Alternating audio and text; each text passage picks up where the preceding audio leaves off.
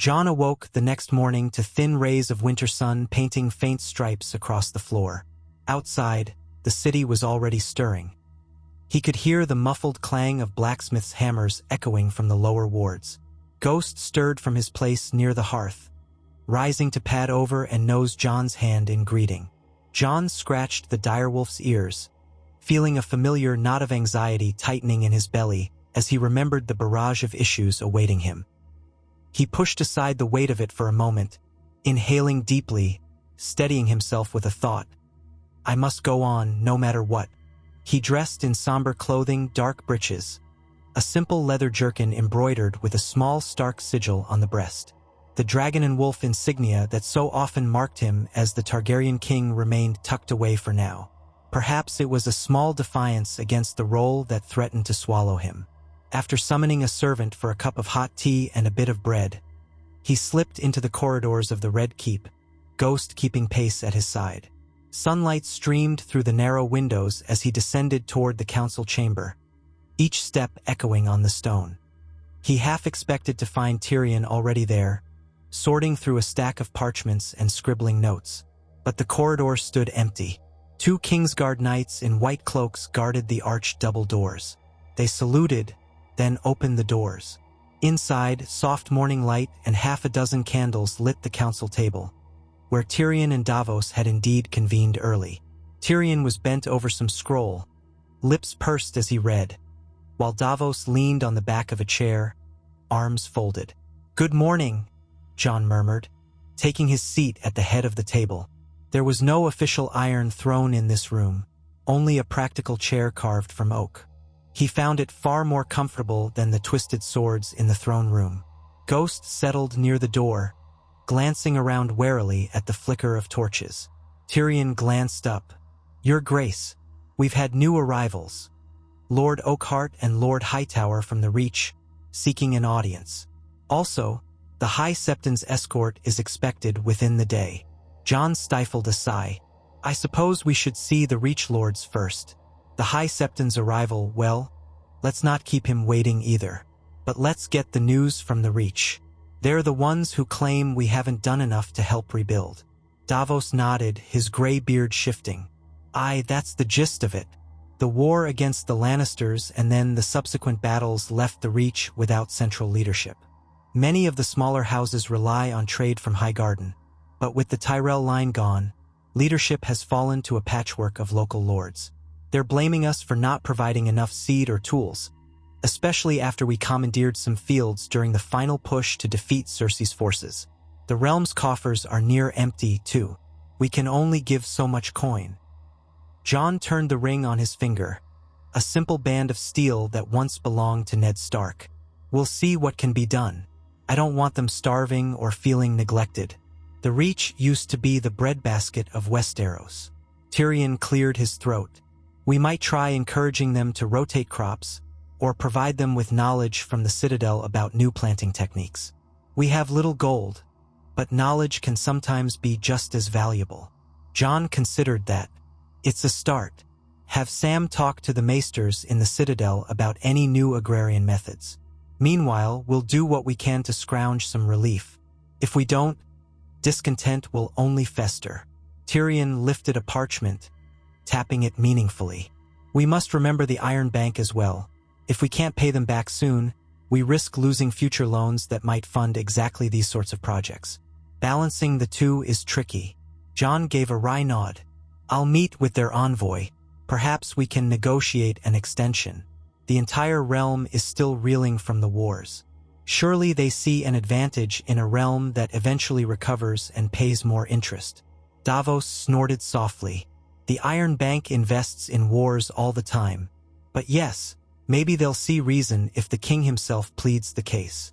Just then, Samwell Tarly appeared at the doorway, looking slightly flushed. He carried several parchments clutched to his chest, and behind him stood a steward who bore a tray of steaming tea and small pastries. "Sorry if I'm late," Sam panted. "I was copying some references from the Citadel's Last Raven." Jon waved him inside. "No need to apologize, Sam. Any news we should know before we meet the Reach Lords?" Sam sorted through his parchments. Not immediately.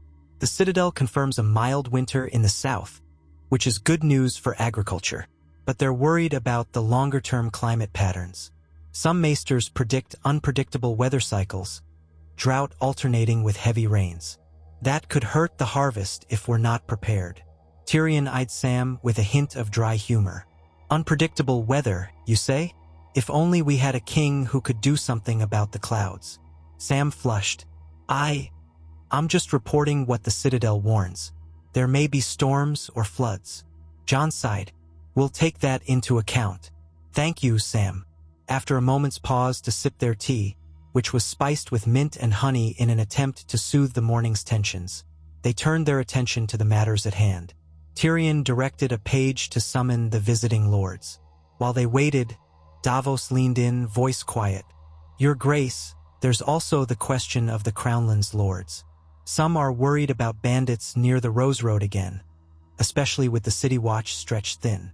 Not a major threat yet, but it's another spark that could ignite trouble if left unattended. Jon pinched the bridge of his nose. Yes, let's bolster the city watch or send a small contingent of royal guard to patrol for a while. Keep the roads safe for merchants. That's essential for trade and morale. Understood, Davos said, making a note. A flurry of footsteps at the corridor signaled the approach of the Reach Lords. 2 men entered, accompanied by a pair of retainers and a single guard. Lord Oakhart was tall and lean, with hair graying at the temples. His cloak a deep green pinned with a golden acorn badge. Lord Hightower was older, stooped slightly, with the silvered hair and grave expression of a man weighed by responsibilities. Each bowed respectfully to Jon, though with an air of caution. Your Grace, Lord Oakhart said, his voice resonant. We are honored to stand before you. Thank you for granting us an audience. Jon rose, gesturing for them to be seated at the table. Welcome. We understand you have concerns about the situation in the Reach. Lord Hightower settled carefully, clearing his throat. We do, Your Grace. My seat in Old Town remains stable, but the outlying villages suffer from a lack of seed, tools, and, in some cases, proper irrigation for fields that were burned during the wars. We look to the Crown for assistance, or at least some sign that you acknowledge our plight. Lord Oakhart added, My family's lands, near the Manor, have seen repeated raids by brigands. We've done our best to defend ourselves, but with resources stretched, we can't rebuild the farmland and guard it adequately. The small folk grow restless. Jon folded his arms, leaning forward. I am aware the Reach has suffered. The War of the Five Kings, then the conflict with the Lannisters and the Dragonfire that ravaged parts of your fields. Too many tragedies.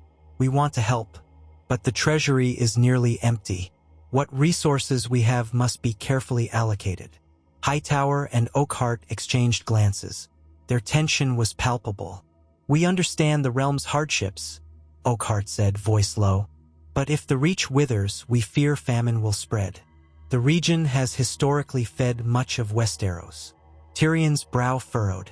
We propose a few measures, my lords. First, we can petition the Citadel for updated farming knowledge, techniques, improved irrigation, maybe new crop varieties that can grow faster or in less favorable conditions. Second, we're working to negotiate an extension with the Iron Bank. If successful, we might secure a small loan to buy seeds and equipment, which we can distribute among the hardest-hit areas. Lord Hightower nodded slowly. That would be a start. But we also need more manpower. The war took many farmers. Some died, others fled, and the survivors can't work all the fields alone.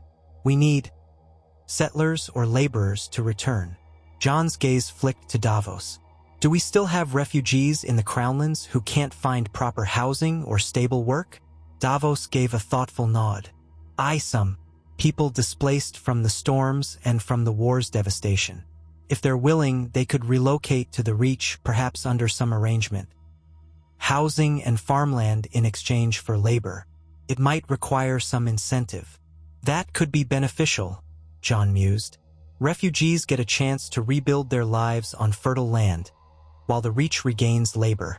But it must be voluntary, and the lords must ensure fair treatment. Lord Oakhart's eyes lit with cautious hope. We would welcome any who come in peace, willing to farm. We'll commit to fair conditions. Our resources are limited, but if it helps restore the fields, I'd consider it a wise investment. Lord Hightower inclined his head. Agreed. If we coordinate this carefully, it might solve two problems at once: the city's overcrowding and the Reach's labor shortage. Jon allowed a small smile. Good. Let's pursue that. I'll have Tyrion and Davos oversee the logistics. We'll need to arrange transport, as well as a legal framework to protect the rights of these new settlers.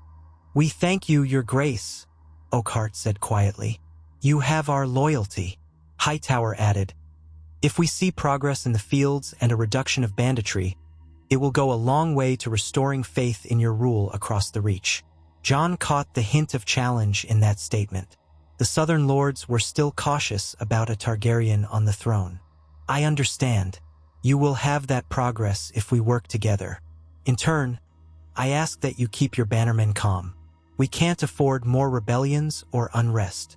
Of course, Hightower murmured. We have no desire for further bloodshed. They discussed some additional details: how to handle bandits, potential trade routes for surplus produce once the fields revived, and the possibility of reestablishing a small garrison along certain roads to deter lawlessness. At length, the meeting concluded with measured bows on both sides. Oakhart and Hightower exited, escorted by a steward who would see them to guest quarters or out of the Red Keep, as they preferred. When the doors closed, Jon leaned back in his chair, massaging a knot in his neck. Well, that's one piece. Let's hope it holds. Tyrion made a note on a fresh sheet of parchment. We'll have to be swift. The refugees here in the Crownlands are numerous, but not all will be eager to travel so far, especially if they fear the lords might treat them poorly. We need to reassure them. Davos set his jaw in a characteristic stance of determination. We'll handle it. Might be a chance for good-willed people to find a new start. Sam listened intently, adding, I'll send a raven to the Citadel, asking for their latest compendium on agriculture. There might be valuable knowledge we can share. Excellent, Jon said. Then he stood, taking a moment to stretch. Now, about the High Septon. If he's arriving soon, let's prepare the throne room for a formal reception. Tyrion's expression turned faintly apprehensive. The Faith has always been a powerful force in King's Landing and throughout the realm. They want a guarantee that you respect the Seven. Of course, you were raised in the North, worshipping the old gods.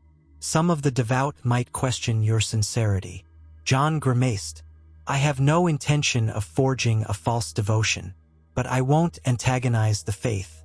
We need stability, not another religious uprising. If the High Septon wants to discuss the realm's moral direction, so be it. I'll listen, and we'll find a balance. Davos offered a cautious smile. A bit of diplomacy might ensure he doesn't start proclaiming that Targaryens are unholy, or that the throne must pass to someone else. Precisely.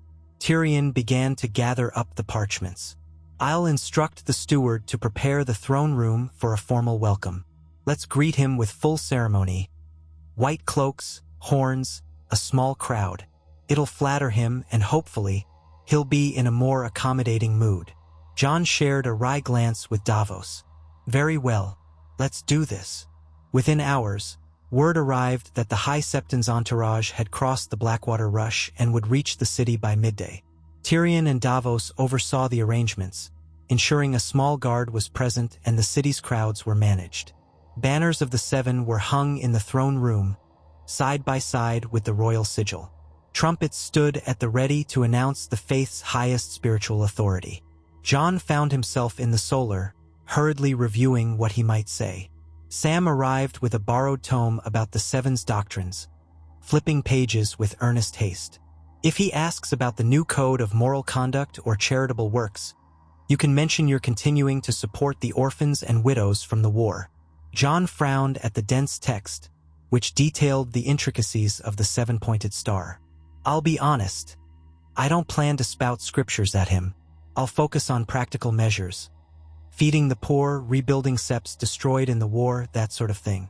Sam adjusted his robes. That might suffice. Just be prepared for him to press you about your stance on the old Targaryen tradition of incest or other matters that the faith historically opposed. Jon blanched slightly. I never had any inclination to continue such traditions. The faith should know that. Sam gave a sympathetic shrug. They may still want you to declare it openly, just to be sure, especially after they saw how Daenerys. He cut himself off with a pained expression. Both men remembered well how Daenerys's final descent had shaken the realm. It's all right, Jon said quietly, though his chest tightened. I'll make it clear that times have changed. A knock at the door interrupted them, and a steward poked his head inside. Your Grace, the High Septon is at the city gates.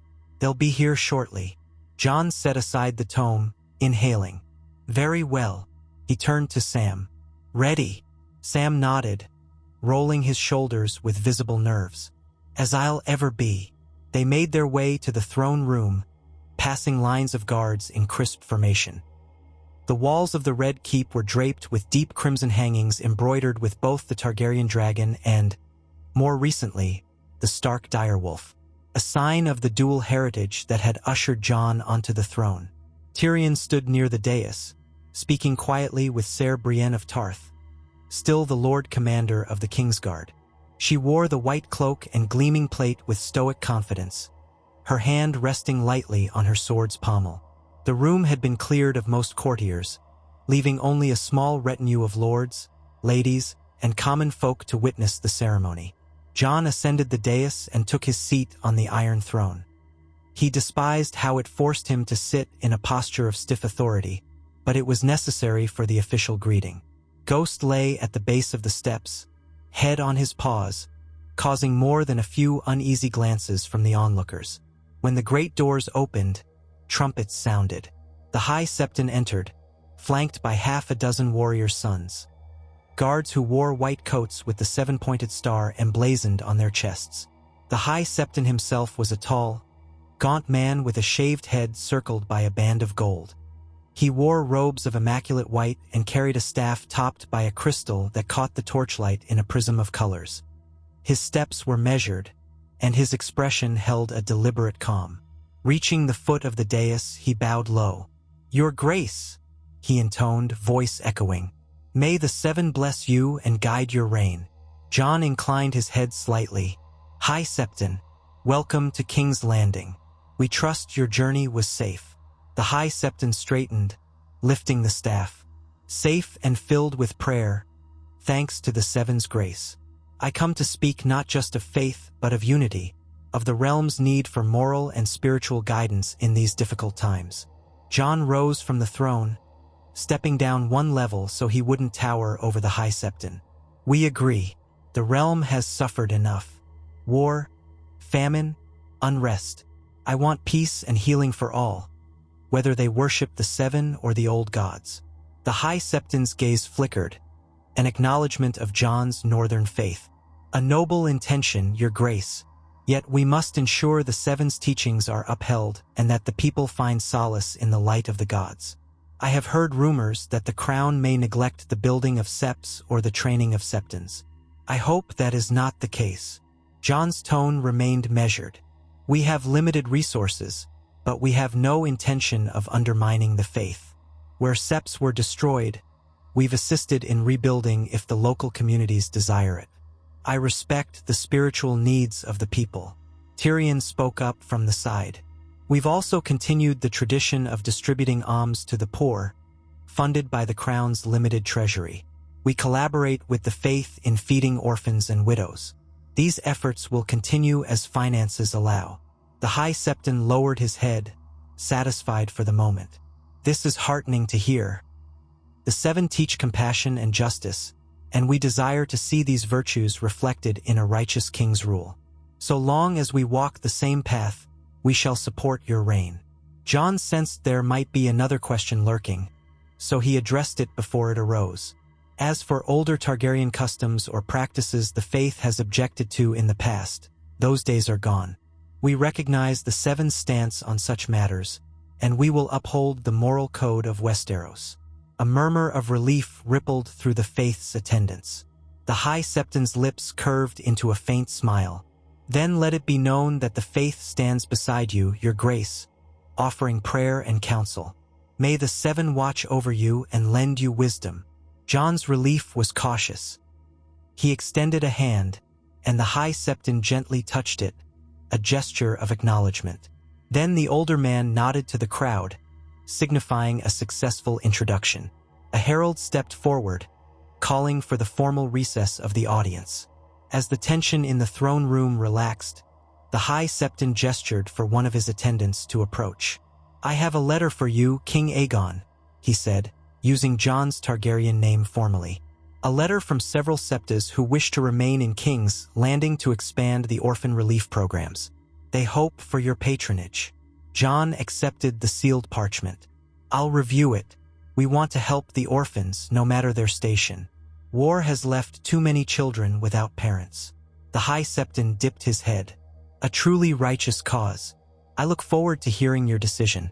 For now, I will take my leave to settle in the city's great September, if I may." "Of course," Jon said. "You are welcome. We'll summon you for further discussion in due time." With another deep bow, the high Septon and his retinue departed, the warrior's sons forming a tight cordon around him. Once the great doors shut behind them, Tyrion breathed a quiet sigh of relief. "That went better than I expected." Jon frowned slightly. "Sins enough we all have, but let's hope that keeps the faith's more zealous elements in check. We don't need a repeat of the faith militant uprising."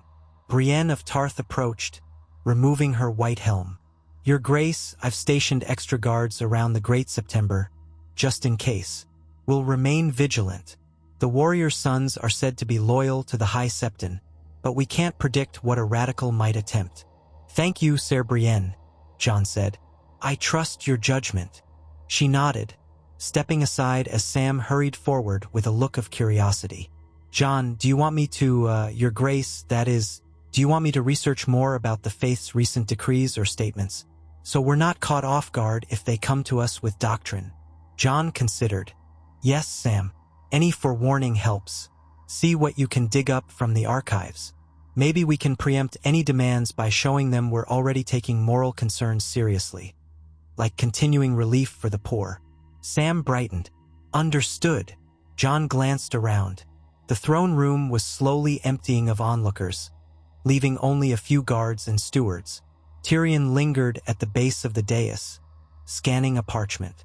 Davos had stepped out for a moment, presumably to check on something else. Weariness tugged at Jon. Already the day felt long, though it was barely midday. He descended the dais, Ghost rising to follow. Tyrion looked up. "We've done the welcome, but the High Septon may want a private meeting soon. He's not the only pressing matter. The sellswords in the stormlands have grown bolder, according to the latest ravens. Some claim they've been hired by a certain Lord Cannington, who disputes Gendry Baratheon's claim to Storm's End." Jon's brow furrowed. "I've heard the name Cannington. Their house was once exiled or nearly destroyed during the reign of the Mad King. Are they seeking vengeance?" Tyrion shrugged. "Possibly. Or they might simply be an ambitious branch hoping to gain territory. Gendry wrote to us that he's handling it. But if the sellswords keep expanding their presence, we might need to step in." Jon recalled how Gendry had always been straightforward, far more comfortable forging steel than politicking. "Send a message to Gendry. Offer him official royal backing. If he needs troops, we can dispatch a contingent from King's Landing. I don't want another petty war brewing."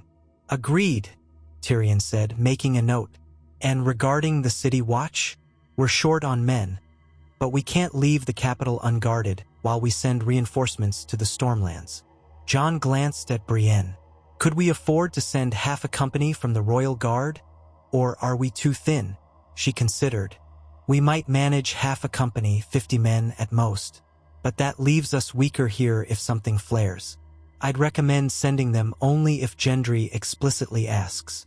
Jon's mouth set in a grim line. "Understood. We'll wait for his request." With that, they departed for the smaller council chamber, a more comfortable setting for extended discussion. Sam slipped away to begin his research on the faith.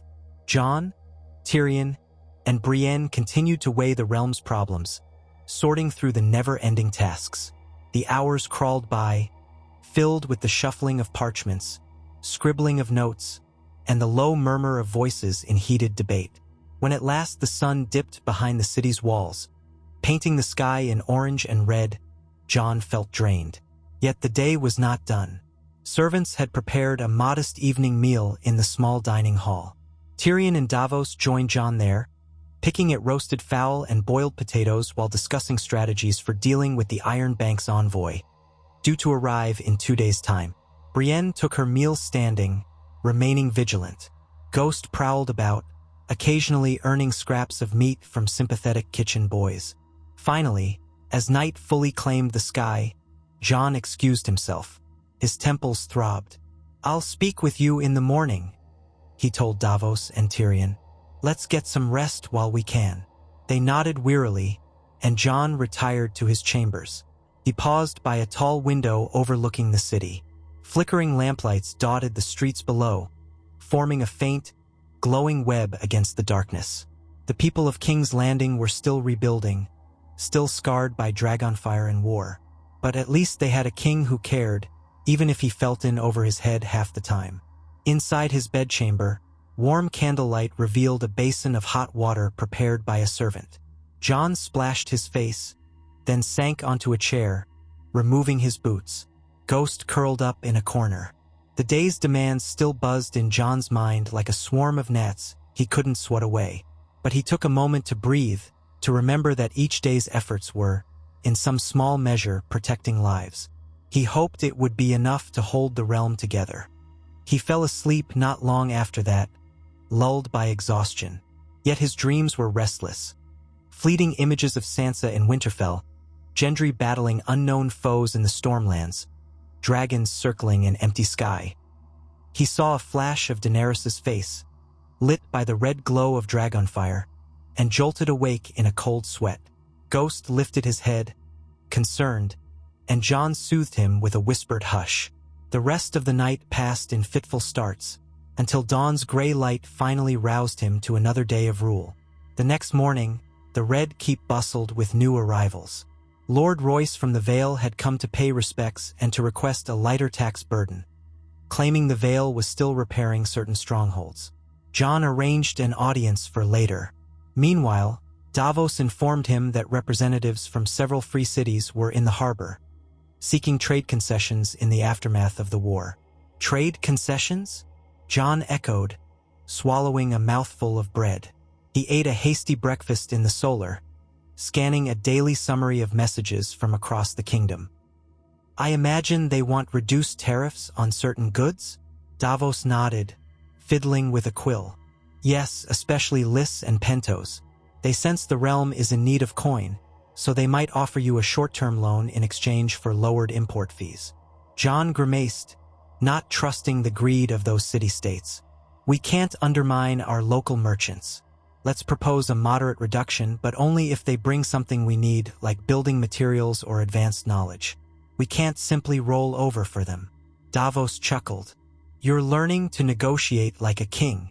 Jon set the parchment aside. Trial by fire, it seems. Before they could delve deeper, a messenger arrived, breathless from sprinting through the corridors. "Lord Gendry's raven, your grace," the lad gasped, handing over a sealed letter. Jon took it, quickly scanning the words. Gendry's handwriting was large and straightforward, reflecting the man's direct nature.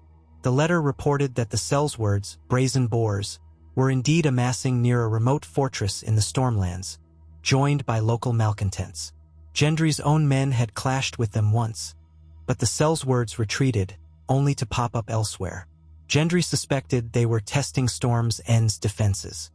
He requested a small force from the crown to help quell the threat before it spiraled into open rebellion. Jon rubbed his jaw. He needs help.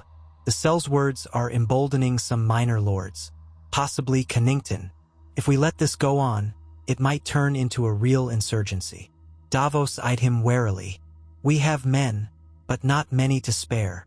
Jon's thoughts swirled. He recalled Sansa's words about proving his worth to the realm. If the crown failed to protect Storm's End, home of House Baratheon's chosen heir. What would that signal? We'll send 50 men as we discussed. That might be enough to tip the scales. We can't stand idle. Davos rose. I'll make the arrangements. But who will lead them? Jon considered for a moment. I would go myself, but the city needs a king present right now, especially with the Iron Bank envoy arriving soon. And with the faith here. He paused, glancing at Davos. Would you lead them? Your strategic sense would be invaluable. And Gendry trusts you. Davos pursed his lips. I'm honored you trust me, but you might be better served with someone more martial in command. Ser Brienne, perhaps, or another seasoned knight? Jon nodded. Brienne would be an excellent choice, but she leads the Kingsguard here. I'd prefer she stay near me in case trouble stirs in the capital. Let's see. He drummed his fingers on the table. Ser Darionfell is a Stormlander by birth, sworn to me now. He's proven loyal and skilled in battle. If we send him along with you, that might reassure Gendry. The men will respect him as a local, and you can provide the coordination. Could that work? A thoughtful smile crossed Davos's face. It might at that. Fine, I'll go. I'll leave you Tyrion and Brienne to handle matters here. We'll move quickly to the Stormlands, link with Gendry, and put down these boars. Jon exhaled, relieved. Thank you, Davos. Try to end it swiftly, with minimal bloodshed if possible. Davos gave a grim nod. I'll do my best. They worked out the details, selecting 50 skilled fighters, ensuring their arms and rations were sufficient, and charting a quick route to Storm's End. By midday, Davos left to brief Ser Darionfell and gather the men. Before he departed, Jon met him in the Red Keep's courtyard, where horses were being saddled and wagons loaded. Davos wore a simple leather jerkin under a cloak of mottled gray, marking him as a royal envoy but not flaunting lavish wealth. He had a weathered dignity that inspired trust. Jon clasped Davos's forearm. Travel safely, my friend. Give Gendry my greetings. If you need more men, send word, though I'm not sure how many more we can spare. Davos smiled, that warm paternal expression Jon found comforting. Don't worry too much, Your Grace. We've faced worse, you and I. The Night King himself, remember? A faint grin tugged Jon's lips. That we did. They parted, and Jon stood by as Davos and his column trotted out through the gates, banners fluttering in the crisp wind. Ghost watched them go with a low whine, ears perked. Jon turned away eventually, returning to the labyrinth of duties that awaited him inside the keep. That afternoon, Lord Royce of the Vale arrived for his scheduled audience. Jon met him in the smaller, more intimate reception chamber instead of the grand throne room. Royce was as stony-faced as ever, his imposing figure clad in dark furs, a bronze falcon sigil pinned at his shoulder. He inclined his head in a stiff bow. Your Grace. Jon motioned for him to sit near the fireplace. Welcome, Lord Royce. We've heard the Vale is stable under Lady Sansa's guidance. I trust all is well. Royce, never one for idle pleasantries, answered directly. The Vale stands firm, but repairs to certain fortresses, particularly on the Bloody Gate, are costly. We humbly request a temporary reduction in the taxes levied on our trade through Gulltown, so we can redirect funds to strengthening our defenses. Jon had expected as much. The Bloody Gate was the Vale's main defense against invasion, perched at the narrow approach between mountains. He nodded. I understand your need, Lord Royce, but we must also maintain the Crown's revenue to rebuild the capital and support other regions in crisis. Perhaps we can compromise. A partial reduction for 2 years, then a gradual return to normal levels. Royce's lips pressed together thoughtfully. Half measure, then. It may suffice, provided we can ensure the Vale's merchants remain competitive. Tyrion, seated to one side, spoke up. If the Vale invests in strengthening the Bloody Gate and roads, trade might increase in the long run. Increased commerce could offset any tax breaks. Let's formalize an arrangement. The Vale invests in certain improvements, and in return we reduce taxes for 2 years. After that, the tax rate reverts unless we mutually agree otherwise. That way, the Crown sees a benefit from your improvements. Royce considered. his heavy brow knitted in thought. That could be acceptable. I'll need to confirm some details with Lady Sansa, but we're open to an agreement that fosters trade without leaving us too weak financially. Jon's heart stirred at the mention of Sansa. He hadn't seen her in months, though letters passed between them. Please convey my regards to Lady Sansa. I rely on her counsel for the North and the Vale. We want both regions to prosper without draining the crown or leaving your defenses vulnerable. Royce nodded, a hint of respect in his gaze. I shall do so, Your Grace. She speaks well of you, though she worries about the burdens you face. Jon forced a faint smile. She knows me too well. Then he refocused. We'll draft the terms.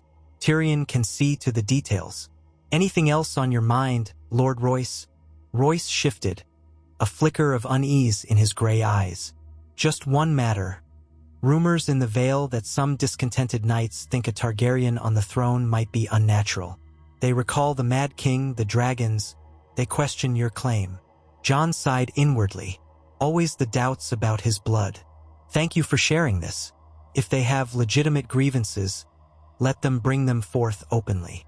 I am half Stark, and the Vale has a history of loyalty to House Stark. We should not be enemies. Remind them that I fought to save all of Westeros from the White Walkers. My aim is peace, not conquest. Royce tapped a finger on the arm of the chair. Understood. I believe most knights in the Vale remain loyal, but we'll watch for sedition. Jon inclined his head. Good. If anything stirs, inform me or Lady Sansa. We can't let isolated rumors fester into a threat. They wrapped up with a formal handshake and a promise to finalize the tax arrangement soon. Royce departed, leaving Jon to mull over the constant refrain he kept hearing. Targaryen madness, Daenerys' destruction, the fear that dragons might again bathe the land in fire. He wanted to prove them wrong, to be a different kind of Targaryen, yet the name itself seemed to carry an inescapable shadow. Tyrion laid a reassuring hand on Jon's shoulder as Lord Royce vanished down the corridor. You're doing well. They'll see that in time. Jon breathed out. I hope so. As dusk approached, the daily swirl of tasks finally receded. Jon found himself alone in the godswood, or what passed for a godswood in King's Landing, an enclosed garden with a single weirwood sapling transplanted years ago. Its trunk was thin, its bark pale, and its red leaves rustled softly in the cool breeze. He stood before it, remembering the ancient heart tree at Winterfell, the face carved into living wood, the comforting hush of the old gods. This was a poor substitute, but it was all he had in the capital. He knelt on the grass, ignoring the damp that seeped through his breeches. Ghost sat beside him, quiet. Jon closed his eyes, letting himself recall simpler times. Standing in Winterfell's courtyard, learning to shoot a bow with Robb and Theon, teasing Arya about her needlework. The ache of nostalgia pressed heavily on his chest. So much had changed since those days. A gentle voice broke the silence. It's a lovely spot, even if it's not much of a weirwood compared to the north. Jon glanced up to see Sam Tarly approaching, hands folded in his robes. He offered a small smile and rose to his feet. Indeed, but at least it's here, a reminder of home. Sam nodded, stepping closer to the tree. I used to come here with Gilly sometimes, just to find a bit of peace. The hustle of the city can be overwhelming. Jon studied him. How are they, Gilly and the babe? Sam brightened. They're well. They're living in a small house near the Red Keep. Gilly helps with the orphans' kitchens, and little Sam is growing like a weed. One of the Septas taught him his letters, even at this young age. He chuckled fondly. A pang of envy shot through Jon. He wondered what it might be like to have that kind of domestic warmth, a simple life free of crowns. He shook the thought off. I'm glad. You deserve that happiness. Sam turned serious. I came to let you know I've been reading the faith's latest edicts. The High Septon wants to strengthen moral laws, restrictions on certain forms of entertainment, punishments for adultery, things like that. He might ask you to endorse such measures. Jon frowned. That could stir up trouble in the city. People want relief, not stricter rules. Sam shrugged. Some might welcome it, thinking it will restore order. But it could also drive others to resentment. Jon sighed, rubbing the back of his neck. I'll need to tread carefully. If the faith demands too much, we risk open conflict. But if we reject everything, we risk losing their support entirely. Sam pursed his lips. You're caught between extremes. Yes, Jon agreed softly, turning to gaze at the weirwood sapling again. I sometimes wonder how Ned Stark would handle this. He always had a moral code, but he never forced it on others. He led by example. Sam placed a comforting hand on Jon's arm. Maybe that's the key. Show the High Septon you share his concern for virtue, but also show him that imposing too many harsh rules only sparks unrest. A measured approach. Jon closed his eyes. I measured, like everything else in this realm. They stood there a while longer, letting the hush of the garden calm their minds. Eventually, Sam excused himself to return to his studies. Jon lingered. Soft lamplight from the Red Keep's windows glowed against the night sky. Ghost sniffed around the base of the sapling, then padded back to Jon's side. Jon knelt again, pressing a palm to the cold ground. He wondered if the old gods could truly sense him here, so far from the north. Or perhaps the gods were in men's hearts, if anywhere at all. Father, he whispered, thinking of Ned. Give me strength. Show me how to rule without losing myself. Only silence answered, but somehow he felt a small measure of solace. He rose, making his way back inside, determined to face the next trials with as much grace as he could muster. On the second day after Davos's departure, the Iron Bank's envoy arrived. A richly dressed Braavosi banker named Ormoro Tush stood before Jon in a private meeting, wearing dark velvets and a smug expression. He inclined his head politely. Your Grace, the Iron Bank extends its greetings and hopes this meeting will foster continued cooperation. Jon studied him from behind a wooden table in the solar, Brienne and Tyrion present as witnesses. Welcome, Master Tysh. We appreciate the Iron Bank's patience while the realm recovers. We wish to repay our debts, but we need more time. Tysh's smile was thin. Time is money, as they say. The debts are substantial, accumulated through wars and coronations. The Iron Bank supported the Baratheon regime, then the Lannisters, and now, by extension, your reign if you assume these liabilities. Tyrion cleared his throat. We propose an extension of 5 years before full repayment begins. In return, we offer partial interest payments each year, guaranteed by revenue from the Crownlands and select trade tariffs. This plan ensures the bank ultimately receives more coin, while giving us breathing room to rebuild the realm's productivity. Tysh leaned back, tapping his chin. An interesting proposal, but is the crown stable enough to guarantee these partial payments? The past few years have seen multiple regime changes, each defaulting on or renegotiating debts. The Iron Bank must consider its risk. Jon's tone remained level. I understand your caution, but we have no intention of defaulting. Stabilizing the realm benefits us both. If Westeros recovers, trade and taxes increase, which means more funds to repay the bank. You'd also be recognized as a crucial partner in our rebuilding. Tysh studied Jon with calculating eyes. There is another possibility. The Iron Bank invests further in your reconstruction efforts, providing additional loans to stimulate growth. In return, we'd require certain privileges, reduced tariffs on Braavosi goods, an exclusive right to establish branches in major cities, perhaps a stake in the mines of the Westerlands. Jon's jaw tightened. You want direct control over Westerosi resources? Tysh offered a mild shrug. Control is a strong word. Think of it as an investment partnership. The more the bank invests, the more we stand to lose if the realm falls into chaos. We have a vested interest in your stability.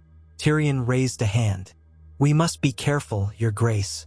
Giving the bank too large a share in the Westerlands mines could cause resentment among local lords, especially House Lannister loyalists. It might also set a precedent that foreign powers can buy Westerosi resources. We must weigh that risk. Jon nodded. I won't sell our sovereignty. We're open to moderate trade privileges, but not to surrendering control of our minds or letting the bank overshadow local commerce. Twsh's smile faltered slightly. A pity. Yet I understand your position. Perhaps we can negotiate a narrower form of partnership. A handful of smaller privileges in certain ports, or guaranteed representation in tax audits to ensure the Crown's honesty. We might settle on an interest rate that reflects a moderate level of risk, offset by these concessions. Jon glanced at Tyrion, who pursed his lips and gave a subtle shrug. This was a dance of give and take. We can discuss specific terms, Jon answered. But first, let's secure the extension on existing debts. We'll pay partial interest each year and begin principal repayment in 5. That's our baseline. Tsh dipped his head. I will present your proposal to the directors in Bravos. Meanwhile, let's outline potential privileges the Crown is willing to grant. They spent the next hour hashing out details. Tyrion proved adept at the nuances, skillfully steering Tsh away from the most predatory terms. Brienne stood silently, watchful for any sign of intimidation or trickery. Jon offered occasional clarifications, ensuring that while the bank might gain some commercial footholds, it wouldn't gain direct control over Westerosi resources. By the end, they had a tentative arrangement to send to Bravos for approval. Tsh concluded with a polite bow. We shall see if the directors find these terms acceptable, Your Grace. I anticipate further discussion, but this is a promising start. The Iron Bank thanks you for your time. Jon inclined his head. Safe travels, Master Tsh. Keep us informed. After the banker departed, Tyrion loosened the collar of his doublet and let out a long breath. Well, that could have been worse. We avoided giving them everything, but we had to concede a few trade advantages. Jon pressed his palms against the table. Necessary compromises, I suppose. Let's hope Bravos sees sense. We can't fight a war on every front, especially not financially. Brienne nodded in agreement. If they accept, we'll have enough stability to continue rebuilding. Tyrion gathered the parchments. I'll finalize the documents and send them by Raven. In the meantime, let's hope the sellswords in the stormlands don't escalate before Davos can handle it. Jon's thoughts drifted to Davos, Gendry, and the possibility of open conflict in the stormlands. We can only wait. Pray that they end it quickly. Days slid into weeks.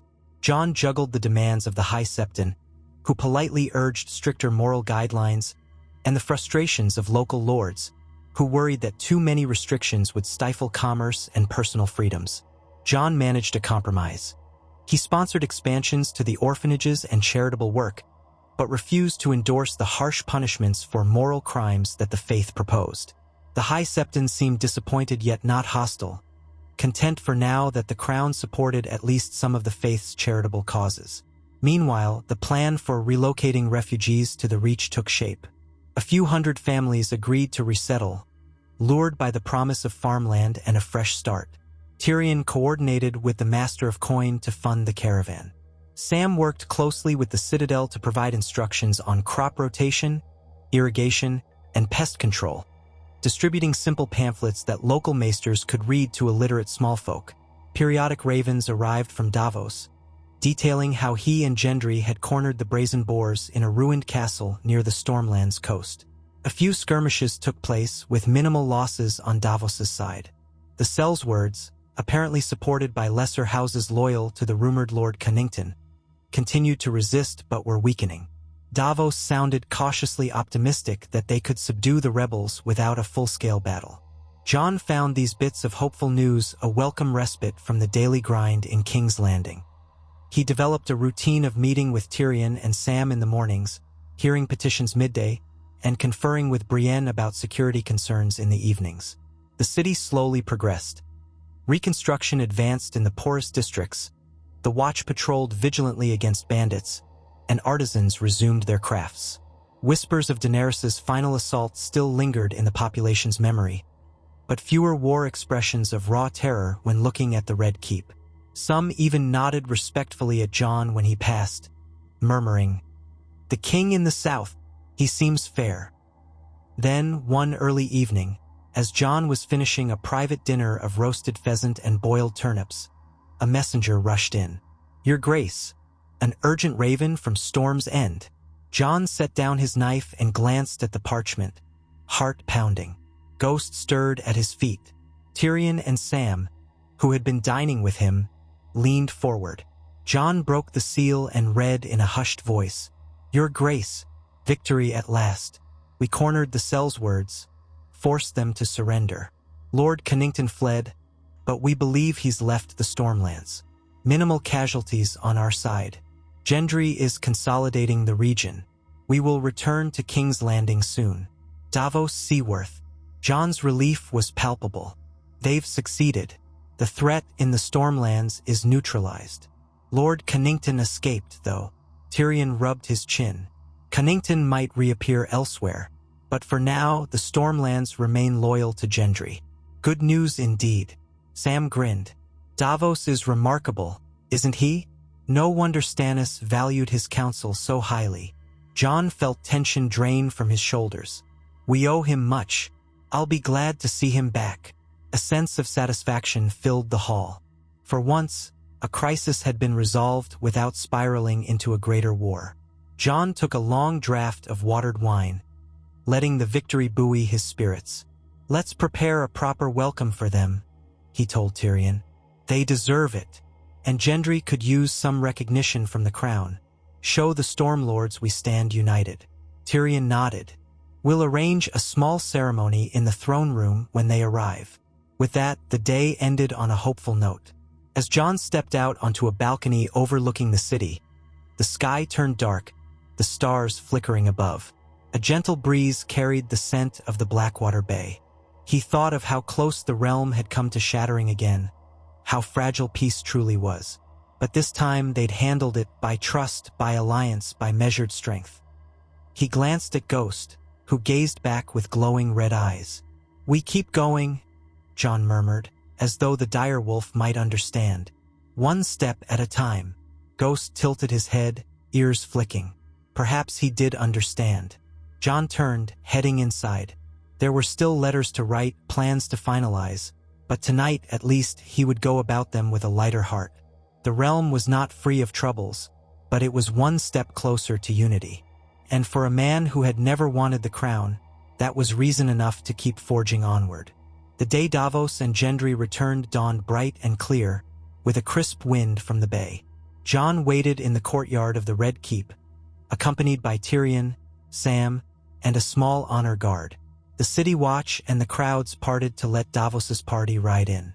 The moment Jon spotted Davos's gray beard and Gendry's broad shoulders, relief and pride stirred within him. Davos dismounted first, bowing briefly before Jon. "Your Grace," he said with a twinkle in his eye. "We've come back in one piece." Jon clasped his arm warmly. "Well done, Ser Davos." He then turned to Gendry. "And you, Lord Baratheon. The Stormlands owe you a debt." Gendry looked slightly embarrassed, rubbing the back of his neck. "I only did what needed doing, Your Grace. Couldn't let Sellswords run amok." Jon smiled. "Nevertheless, you succeeded." His gaze wandered over Gendry's men, battered but triumphant. "Let's move to the throne room. I'd like to acknowledge your efforts in a formal capacity." Tyrion directed the men to stable their horses and refresh themselves, while Gendry and Davos followed Jon into the keep. Ghost trotted behind, sniffing at the scents of the returning knights. In the throne room, a modest crowd of courtiers had assembled, curious to see the aftermath of the Stormlands campaign. Jon ascended the dais, standing before the Iron Throne. His voice carried in the vaulted chamber. "Lords and ladies of the court, we welcome back Ser Davos Seaworth and Lord Gendry Baratheon, who have preserved the peace of the Stormlands." Murmurs of approval fluttered through the hall. Jon beckoned them forward. Davos bowed with humble grace, while Gendry stepped up, head held high, though his cheeks reddened at the attention. Jon continued, "The brazen boars were defeated, the conspiracy scattered. In recognition of this, let all know that House Baratheon stands firm under the crown, and Ser Davos's service to the realm remains invaluable." A smattering of applause followed. Gendry took a step back, letting Davos receive some accolades first. Then Jon turned to Gendry. Lord Gendry, your father once held Storm's End and the Stormlands through right of conquest. You hold it now through right of service to the realm. May you rule justly and faithfully. Gendry bowed his head. Thank you, your grace. I will. Jon nodded. We also recognize the men who fought alongside you. Their bravery kept the peace. They'll be rewarded according to the crown's means. Another wave of respectful applause. Davos and Gendry both expressed gratitude, then stepped aside. Jon ended the brief ceremony, gesturing for everyone to disperse. Behind the scenes, servants hurried forward to offer the returning knights food, drink, and a place to rest. Tyrion lingered, presumably to discuss the next steps with Davos about returning troops to the capital's guard. As the throng dispersed, Gendry approached Jon at the dais, arms folded. Your grace, if I may, there's something else. Word reached me that some Stormlords questioned your claim because of your Targaryen blood. They said the Stormlands remember Dragonfire. But I argued that you're also part Stark, and I reminded them of the White Walker threat you helped defeat. That quieted most of them. Jon gave a tired nod. It's an old refrain. I appreciate your support. Gendry hesitated. I owe you much. You gave me Storm's End in good faith. I want you to know the Stormlands remain loyal. Connington was an exception, and he's run off. My men will hunt him if he dares return. Jon managed a small smile. That's good to hear. We're all trying to mend the wounds left by the wars and the dragons. The 7 kingdoms must stand as one. Gendry set his jaw firmly. We will. If you ever need me, just send word. They clasped forearms in a gesture of solidarity. Behind them, Tyrion and Davos exchanged approving looks, noting the growing bond between the two men who had once been bastards on the fringes of power. Now a king and a lord, shaping Westeros's fate. Later that evening, Jon invited Gendry, Davos, Tyrion, Brienne, and Sam to a private dinner in the Solar, a more casual affair. They gathered around a sturdy wooden table laden with roast boar, stewed vegetables, and warm bread. Candlelight danced across the walls, casting flickering shadows. Over goblets of wine and tankards of ale, Gendry recounted the final days of the campaign, how they cornered the brazen boars in a crumbling fortress, while Davos orchestrated a blockade at the only approach. We thought we might have to storm the place, Gendry said, biting into a piece of bread. But once they realized they were trapped, half of them deserted in the night. The rest gave up by morning. Davos sipped his ale. We offered them a chance to lay down arms and leave Westeros. Some did. The truly stubborn ones were taken prisoner. Brienne listened intently, resting a forearm on the table. What of Lord Connington? Gendry scowled. Vanished. Some say he fled across the narrow sea. Others think he may try to stir trouble in Dorne. He's cunning. I'll give him that. Jon frowned. We can't ignore him. I'll have ravens sent to Dorne, asking them to watch for Connington. Prince Karen Martell might keep an eye out. We don't need more rogues stirring trouble. Tyrion bobbed his head. Yes, best to stay vigilant. Sam dabbed at his mouth with a napkin. The good news is that the Stormlands are stable again. That's one less fire to put out. Jon allowed a grin to surface. I'm grateful for that. How about you, Gendry? Any plans now that you've returned? Gendry shrugged, taking a gulp of ale. I'll head back to Storm's End soon. Check on the smithies, make sure the fortress is repaired. Maybe try forging a few special blades. I still like to keep my hand in, now and then. Davos chuckled. He can't help himself. Give him a hammer, and he's happy. Jon smiled, remembering when Gendry rode him away from Eastwatch by the sea, and how he'd hammered steel in the forge at Winterfell. Glad you haven't lost that spirit. As the night deepened, they spoke of many things. Past battles, old friends, future hopes. It felt almost like camaraderie around the Night's Watch fire, except the burdens of crowns and titles weighed on them all. Still, for a few hours, they shared laughter and stories, bridging differences with the warmth of companionship. Eventually, Brienne stood, insisting she must check on the night security rounds. Gendry excused himself to rest before departing in the morning. Sam left to return to Gilly and Little Sam. Davos and Tyrion lingered with Jon a while longer, sipping the last of the wine. Tyrion eyed Jon curiously. "You seem lighter tonight, Your Grace. More at ease than I've seen in some time." Jon traced a bead of condensation on his goblet. "It's good to have a victory without heavy casualties, to see that we can solve problems without burning cities or slaughtering armies." Davos nodded solemnly. "That is the kind of rule we all hoped for." Jon set down the cup, recalling how different it had been under Daenerys's final days. "Let's keep working for it, then. The realm is still fragile, but we're making progress. Step by step." They parted not long after, each retreating to their chambers.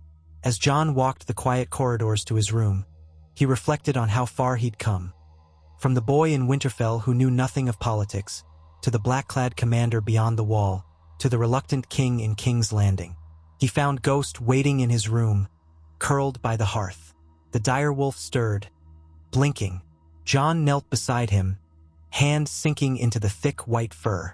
"We'll protect them," Jon murmured. "All of them." Ghost's ears twitched, as though in agreement.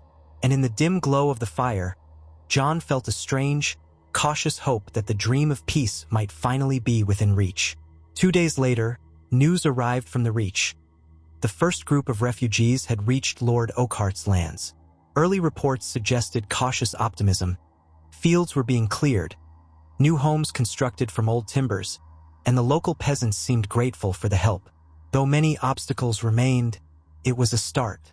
Tyrion read the missive aloud to Jon, Sam, and a few small council members.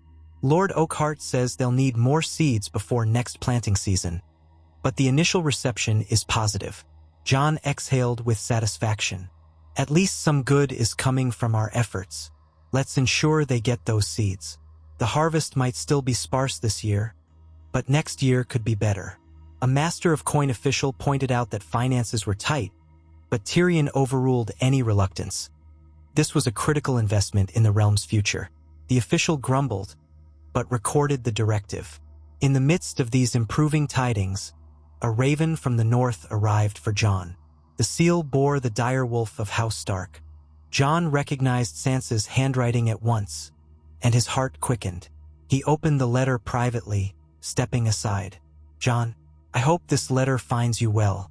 The north endures, though the winter snows have lingered longer than expected. Arya roams again. She left Winterfell to explore the western coasts, promising to return soon. Bran remains mysterious as ever, though he offers reassurance that our family stands strong. As for me, I handle the daily trials of ruling, yet I miss our family's closeness. I've heard word of your successes in the Stormlands and the progress in the Reach. I am proud, Jon. Father would be proud, too. You've become the leader Westeros needs, even if you never wanted it. If you find the time, I invite you to visit Winterfell. Our halls would warm at your presence, and the people of the north might welcome the sight of a king who remembers his roots. But I know your duties may keep you. Write when you can, and remember you always have a home here. Sansa." Reading her words, Jon felt a pang of longing for the stony halls of Winterfell and the snow-kissed forests. The memory of the heart tree's quiet presence filled his mind. Yet King's Landing needed him. Countless tasks awaited every day. Could he afford a journey north? He sighed, folding the parchment carefully. Maybe soon, if the realm remained stable. If loomed large. Still, Sansa's letter offered reassurance, reminding him he wasn't alone in all this. His family was out there, connected by unbreakable bonds. He penned a swift reply, expressing gratitude for her support and longing to see Winterfell again. He promised to come when circumstances allowed, though he couldn't say when. Sealing the letter, he handed it to a royal messenger for immediate dispatch. Then he returned to the swirl of responsibilities that formed his every waking hour. Within a week, the High Septon requested another audience. Jon obliged, meeting him in a small sept in the Red Keep, away from the pomp of the throne room. The High Septon arrived in pristine white robes, accompanied by fewer warriors' sons than before, perhaps indicating some measure of trust. Jon greeted him politely. "Hi, Septon. How can we assist you today?" The tall, gaunt man inclined his head. "Your Grace, I've spoken with septas and septons across the city. We remain grateful for your support of the orphanages. However, certain sins fester in the lower districts. Prostitution, gambling, drunkenness." Jon mentally braced himself. "I share your concern for moral well-being, but we also must consider the city's realities. People who've lost everything sometimes turn to desperate measures. Banning or criminalizing them outright might drive them deeper into lawlessness." The High Septon's eyes hardened. "Yet the faith cannot stand idle. What if we propose an official licensing system? All establishments of ill repute must register, pay a tax, and follow certain guidelines. No forced labor, no exploitation. If they violate these rules, the City Watch shuts them down, and the faith condemns them publicly." Jon blinked, surprised. He'd expected a demand for outright closure. "That might be more workable. We can ensure no one is abused. The city might gain some revenue as well. Are you certain you want to license these places, rather than close them?" A faint sigh escaped the High Septon's lips. "Ideally, I'd see them abolished, but I've learned from history. A king who tries to ban them entirely often faces riots or black market exploitation. Perhaps a compromise can at least mitigate the harm." Jon offered a thin smile. "I appreciate your pragmatism. Let's discuss the details with the City Watch. We must enforce it fairly so it doesn't become a tool for corruption. The Watch or unscrupulous officials could exploit the system."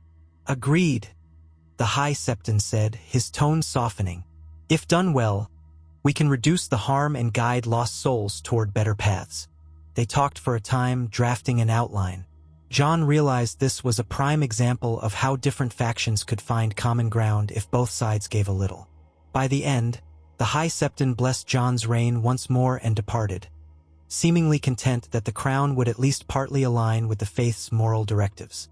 Tyrion, who'd quietly observed, let out a low whistle once the High Septon left. A licensing system for brothels. That's not the most conventional approach, but it might do more good than draconian bans. Jon rubbed the back of his neck. "Yes, let's ensure the City Watch handles it properly, or we'll just create more corruption. But if it spares innocents from abuse, it's worth trying." Tyrion grinned wryly. "Maybe I'll volunteer to inspect them personally, for the good of the realm." Jon shot him a mild glare, but a ghost of a laugh escaped. "You do that, Lord Hand. Just keep it above board." Summer was nearing its end. The realm was slowly stitching itself together, piece by piece. The refugees settled in the Reach, the Sellsword threat in the Stormlands was quelled. The Vale found compromise on taxes, and the Faith found partial satisfaction in moral reforms. The Iron Bank negotiations continued by Raven, with Master Tysh sending polite queries about extra privileges. Tyrion handled those, carefully paring down the bank's demands to something politically palatable. Jon remained a steady presence in King's Landing, hearing endless petitions, mediating disputes, and planning for winter relief in case the season turned harsh again. He wrote letters to Sansa, updating her on the realm's progress. Sometimes Arya sent a note from somewhere in Westeros, always brief and cryptic, but enough to say she still watched over her family from the shadows. Bran sent no letters at all. Jon suspected the new three-eyed raven had little concern for parchment and ink, seeing events unfold in ways mere mortals could not. One evening, after an especially long day, Jon decided to walk the city streets in disguise. He'd done it a few times before, pulling a hooded cloak over his head, leaving behind the royal retinue, taking only Ghost and perhaps one guard at a distance. This time, he chose Ser Hyle, a quiet but capable knight, to accompany him inconspicuously. They slipped out through a postern gate near the stables, Ghost trotting calmly at Jon's side. The city at dusk was a tapestry of flickering lanterns and raucous voices from taverns, punctuated by the smell of roasting meats, sewage, and stale ale. Jon wanted to see how the people fared without the filter of court formality. He passed shops rebuilding from rubble, their shutters freshly painted. Street performers juggled torches for small coin. Children scampered in alleyways, and watch patrols roamed with cautious eyes. Now and then, passers-by glanced at Jon's hulking white direwolf but didn't recognize him as the king beneath his hood. A few whispered or pointed, but most gave them a wide berth. Ghost's presence alone discouraged trouble. Jon paused at a bakery stall, inhaling the aroma of fresh bread. An older woman sold small loaves for a copper each. Jon rummaged a coin from his pouch, handing it over. As she passed him the loaf, she noticed the direwolf more closely and frowned. "A fine beast. You're not from around here, are you?" Jon lifted the hood slightly, meeting her eyes. "From the north, ma'am," he said quietly. She nodded, her gaze lingering. "Don't see many direwolves in the city. You guard him well." Then she turned to the next customer. Jon tore off a piece of bread, chewing thoughtfully. The crust was crisp, the inside warm. Simple, hearty sustenance. He found a step to sit on, letting Ghost rest at his feet, while Ser Hyle stood a short distance away, scanning the crowd for threats. Not far, a group of laborers were chatting, sipping cheap ale. They spoke of the new laws, complaining about taxes but grudgingly admitting the roads were safer. One said, "At least this new king doesn't burn us alive. That queen with the dragon nearly roasted me cousin." Another grunted, "Aye, that was a right horror. Heard this King Aegon is half Stark. Maybe that's why he ain't so keen on fire." The third laughed, "Give me a Stark any day. They might be stiff as boards, but they don't kill folks for fun." Jon's cheeks warmed. He felt a twinge of guilt recalling Daenerys, the hopes they'd shared for a better world, undone by her fury in King's Landing. But these men's words also offered a faint note of reassurance. They saw him as more Stark than Targaryen, and that brought them relief. He fed Ghost another morsel of bread, stroking the direwolf's thick fur. "We're getting there," he murmured half to himself. "We're getting there." It was a small moment, but it carried more meaning than any formal audience. Here, among the common folk, he sensed a cautious acceptance of his reign. It wasn't adoration, but it wasn't fear either. Perhaps that was the best a king could hope for, respect earned quietly over time. After finishing the bread, Jon rose. He and Ser Hyle meandered through a few more streets, occasionally stepping aside for passing carts. They crossed a small plaza where a well stood, women drawing water in wooden buckets. The conversation drifted around them. Talk of repairs, of family, of upcoming harvest festivals. He detected no seditious rumblings, no calls for rebellion. Tired, yes, but hopeful. By the time they returned to the Red Keep, the moon was high. Jon parted from Ser Hyle at the gate, heading inside with Ghost. The corridors were hushed, torches guttering low. In his chambers, he removed the cloak and flopped onto a wooden chair, letting out a long breath. "Ghost," he said softly, meeting the direwolf's scarlet gaze. "We might just manage this. We might actually make it work." Ghost thumped his tail once, a quiet affirmation. Jon allowed himself a moment of peace. Tomorrow, he knew the duties would resume, but tonight, he felt the faint stirring of contentment in his chest, as if the darkness that once plagued him had receded just enough to let the light in. He slept soundly, dreaming of Winterfell's courtyard bathed in gentle snow, hearing the distant echo of his siblings' laughter, reminders of what he fought to preserve. Weeks melted into months, each day a fresh round of challenges, negotiations, and decisions. The tasks never ended, deliberations over trade pacts, minor disputes among lords, the city's ongoing reconstruction, the faith's moral campaigns, and so on. Yet through it all, Jon maintained a steady course. Tyrion, Brienne, Sam, Davos now returned from the stormlands, and even Gendry at times formed a trusted circle who helped shoulder the burden. The realm, battered and weary, slowly healed under this careful stewardship. Roads were secured, trade lanes reopened, crops planted in ravaged fields. The Iron Bank negotiations yielded a final arrangement, a 5-year extension on the debt, partial yearly payments, and modest privileges for Braavosi merchants in King's Landing. Not an ideal solution, but one that preserved the crown's independence.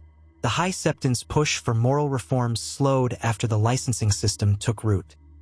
Some of the city's vices remained, but exploitation lessened, and the Faith took pride in having the crown's cooperation, enough that they didn't push for more extreme measures. Dorne, while distant, sent the occasional emissary. Prince Karen Martell was cautious, but open to trade and uneasy alliance. The Iron Islands, under Yara Greyjoy, saw sporadic squabbles among rebel captains, but none dared openly defy the crown after Harlan Pike's defeat at Bear Island. The North endured, with Sansa Stark ensuring stability while Arya roamed the wild roads.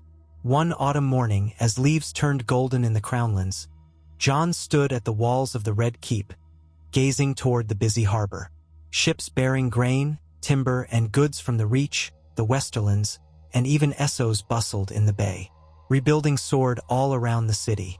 The sunlight glinted off newly tiled rooftops where the scars of dragonfire had been patched over. A deep sense of accomplishment and relief filled him. Tyrion joined him at the parapet, leaning on the stone. "Look at that," the Hand of the King said quietly. "A city not quite in ruins anymore. A realm not quite at war anymore. Progress."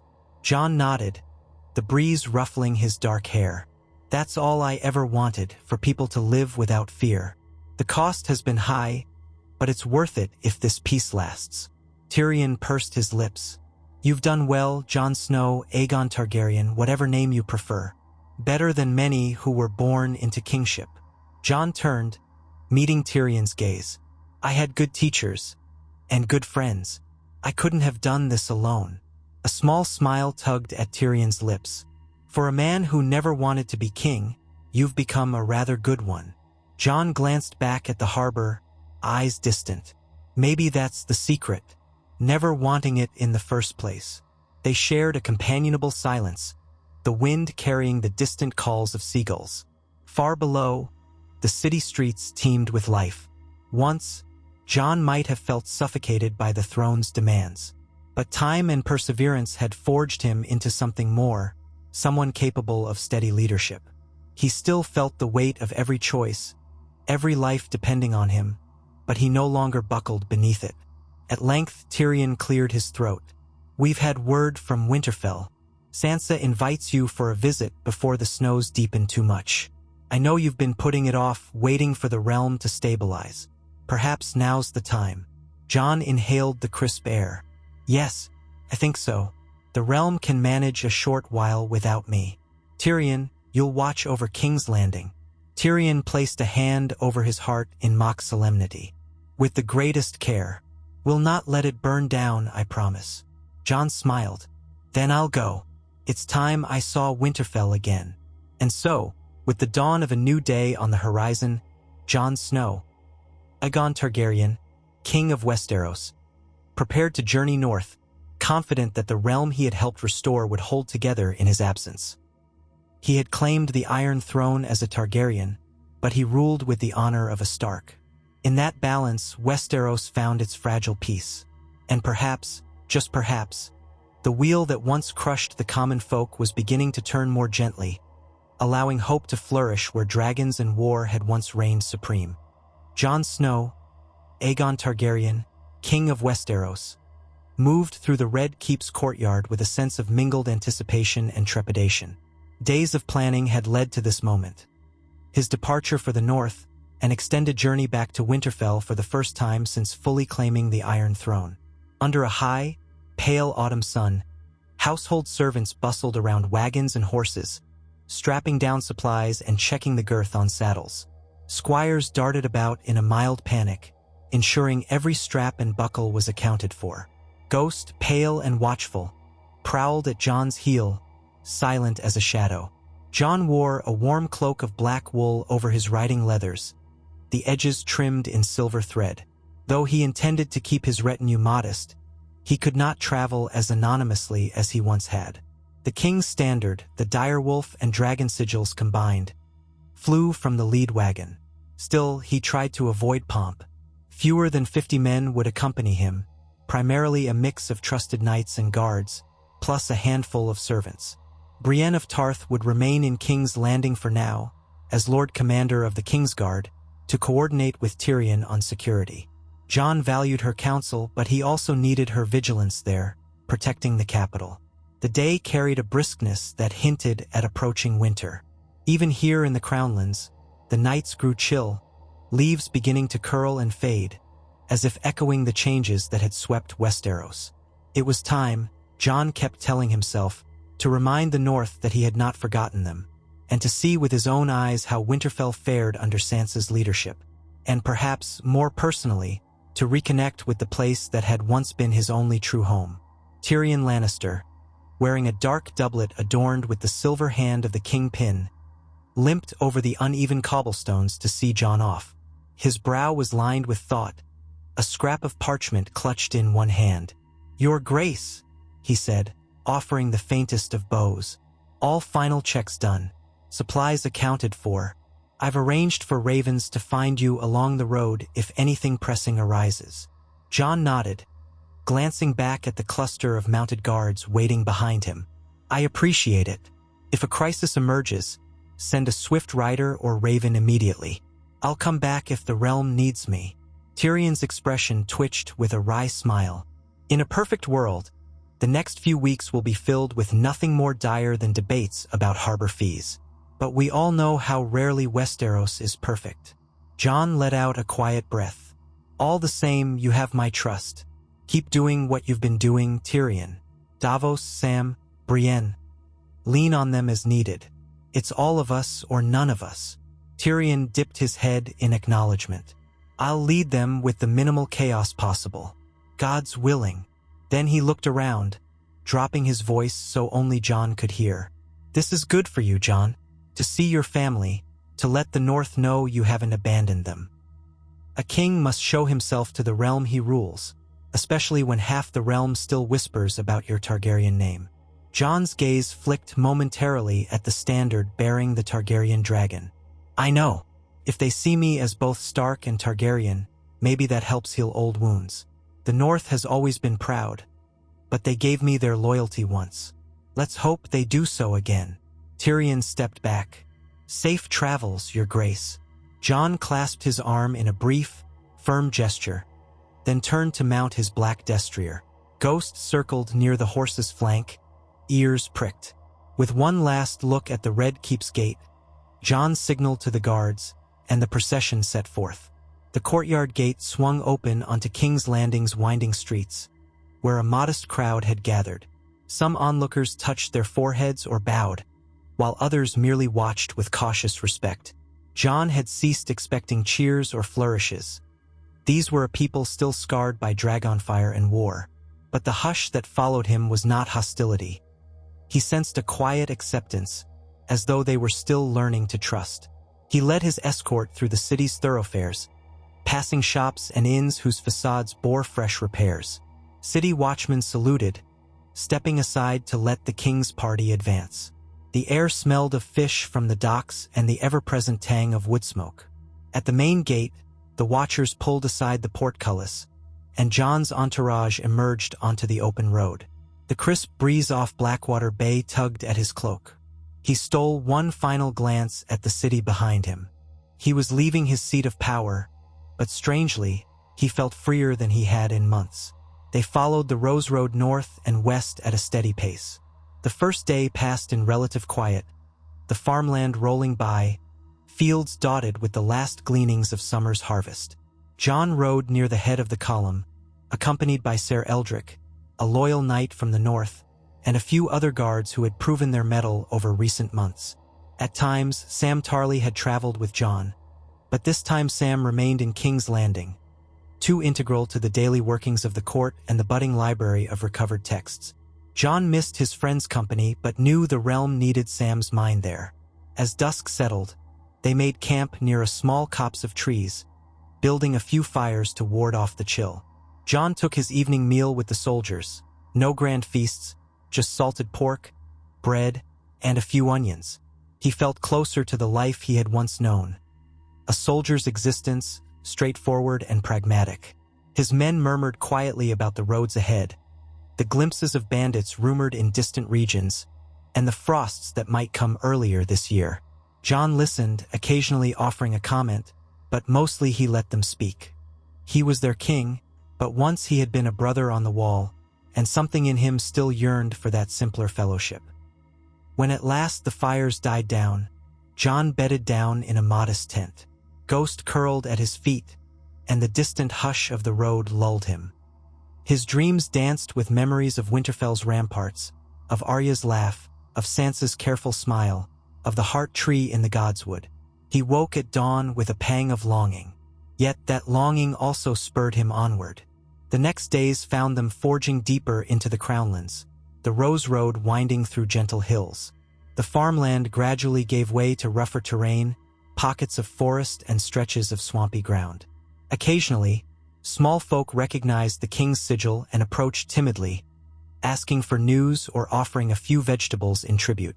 Jon thanked them, feeling almost guilty when they bowed so low. "We serve you, your grace," they'd say, their eyes shining with an oddly hopeful light. More than once, Jon found himself quietly pledging that he would not fail them. Banditry had lessened of late, thanks to the combined efforts of the City Watch and the local lordlings, but Jon's retinue remained vigilant. At dusk on the 5th day, one of the outriders spotted a group of ragged men lurking near a roadside shrine. A quick show of force, raised spears, stern glares, drove them off without bloodshed. Ser Eldrick reported the men had likely been desperate refugees, eyeing the king's supply wagons. Jon quietly ordered a small stash of food left at the shrine afterward, knowing the men might return to find it.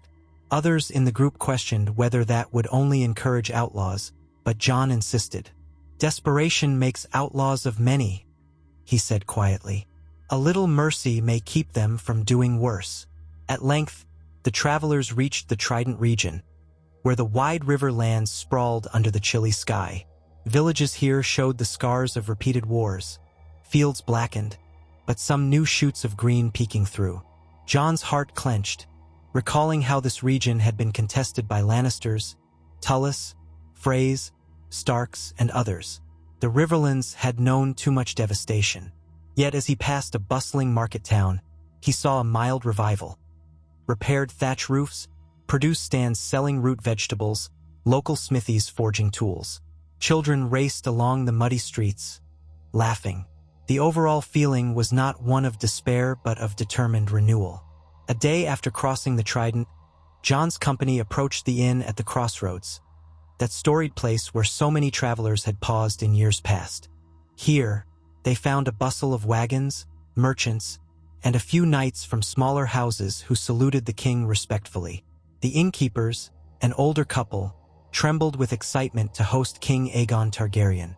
Jon insisted on paying a fair price for lodging, remembering how he once came through this area with a smaller band, desperate and uncertain. Now he returned under a royal banner, but his sense of humility remained. The common room offered warmth and an honest meal of stewed rabbit, bread, and ale. Jon sat at a wooden table beside Ser Eldrick and a few men. Ghost dozed under the table, occasionally startling a passing barmaid who gasped at the sight of a direwolf's glowing eyes. While the men conversed, Jon listened to the chatter of the inn's patrons. Rumors abounded, of how the North had weathered the last winter, of minor spats in the Vale, of possible Sellsword groups still skulking in the stormlands. But overall, the talk was subdued. People craved peace more than anything, and for now they seemed to have it. "Your Grace," one bearded farmer said, approaching with hat in hand, "I wanted to thank ye. My kin in the capital said you helped restore the markets after the war. They can sell their wares again. Means a lot to us small folk." Jon gripped the man's hand briefly. "I'm glad they're doing better. That was the work of many, not just me. But I'll pass on your thanks." The man bobbed his head, relief shining in his eyes. After he moved on, Ser Eldrick murmured, "You see, they're beginning to believe in you, your grace. Nothing fancy or dramatic, just gratitude for a leader who isn't burning them alive." Jon took a sip of ale. "I suppose so. Let's hope we can give them more reasons to trust." They departed at dawn the next day, forging north again. The air grew steadily colder, the sky often veiled in leaden clouds that hinted at coming snows. They passed the twins at a respectful distance, the old Frey stronghold now under the guardianship of other lords loyal to Edmure Tully. Jon did not tarry there. He felt no kinship to that place of old betrayals and dark memories. Instead, he pressed on, crossing the neck soon after, where the land grew boggy and the roads narrower. Moat Cailin came into view under a slate-gray sky, its ancient towers draped in moss and crowned with crenellations worn by centuries. A group of northern soldiers guarded the battered gate. Seeing Jon's banner, they cheered softly, opening the way. Inside, they greeted him with heartfelt bows, for these were northerners, loyal to the Starks, now accepting their king as a half-Stark, half-Targaryen. Their captain, a stout man named Jory Ryswell, welcomed Jon warmly and offered hospitality. "We've only simple comforts, your grace, but we stand ready to serve." Jon dismounted, patting the horse's neck. He remembered Moat Cailin from prior journeys, how it stood like a sentinel guarding the north from the south. His chest tightened with the memory of Ned Stark's quiet lessons in duty, the feel of the cold wind that once carried him away from Winterfell to the wall. Now he returned as king. "Thank you, Captain," he replied. "We won't linger long. Once we've watered the horses and rested a bit, we'll continue to Winterfell." They spent the night in Moat Cailin's drafty hall, where a roaring fire struggled to banish the damp chill. Over simple stew and bread, Jon spoke with the garrison, learning of any threats or concerns. Some bandits still haunted the edges of the bogs, but raids were few. The real trouble, if any, lay further north in the mountains or beyond the seas. Jon offered what small help he could, extra arms from his wagons, a few letters of authority to procure supplies. Then he turned in, wearing a thick fur cloak, Ghost at his side. The old fortress walls groaned in the wind, but Jon slept deeply, the promise of Winterfell nearer than it had been in a year. The next dawn, they pressed on, and the landscape changed. The north opened before them with its endless pine forests, craggy ridges, and wide skies that seemed to stretch toward the frozen pole. The crisp air invigorated Jon. He breathed in the scent of pine needles and distant snowdrifts. Ghost, too, appeared more alert, sniffing at every gust of wind. The men, mostly southerners except for a few northern knights, seemed awed by the stark beauty and the creeping cold. At midday, they crested a gentle rise, and there, on the horizon, rose the gray towers and battlements of Winterfell. Smoke curled from multiple chimneys, and the banner of the direwolf flew proudly atop the ramparts. Jon felt his pulse thrum. This was home, and yet it was also the seat of his sister, Sansa, who acted as Lady of Winterfell in his absence. The memory of old days, when he was a boy among true-born siblings, flickered through his mind like a half-forgotten tune. Riding closer, the gates swung open, revealing a courtyard alive with activity. Stable hands rushed to accommodate the arrivals, and a cluster of northern guards stood in neat formation, bearing House Stark's insignia. Jon's procession drew to a halt, the horses stamping and snorting puffs of steam in the cold air. Ghost loped forward a few steps, ears pricked at the familiar scents. And then Sansa emerged onto the courtyard steps, cloaked in dark gray wolf fur, her red hair partly concealed by a warm hood. Her gaze swept the arriving column, and the moment she spotted Jon, a warm smile touched her lips, although her poise remained regal.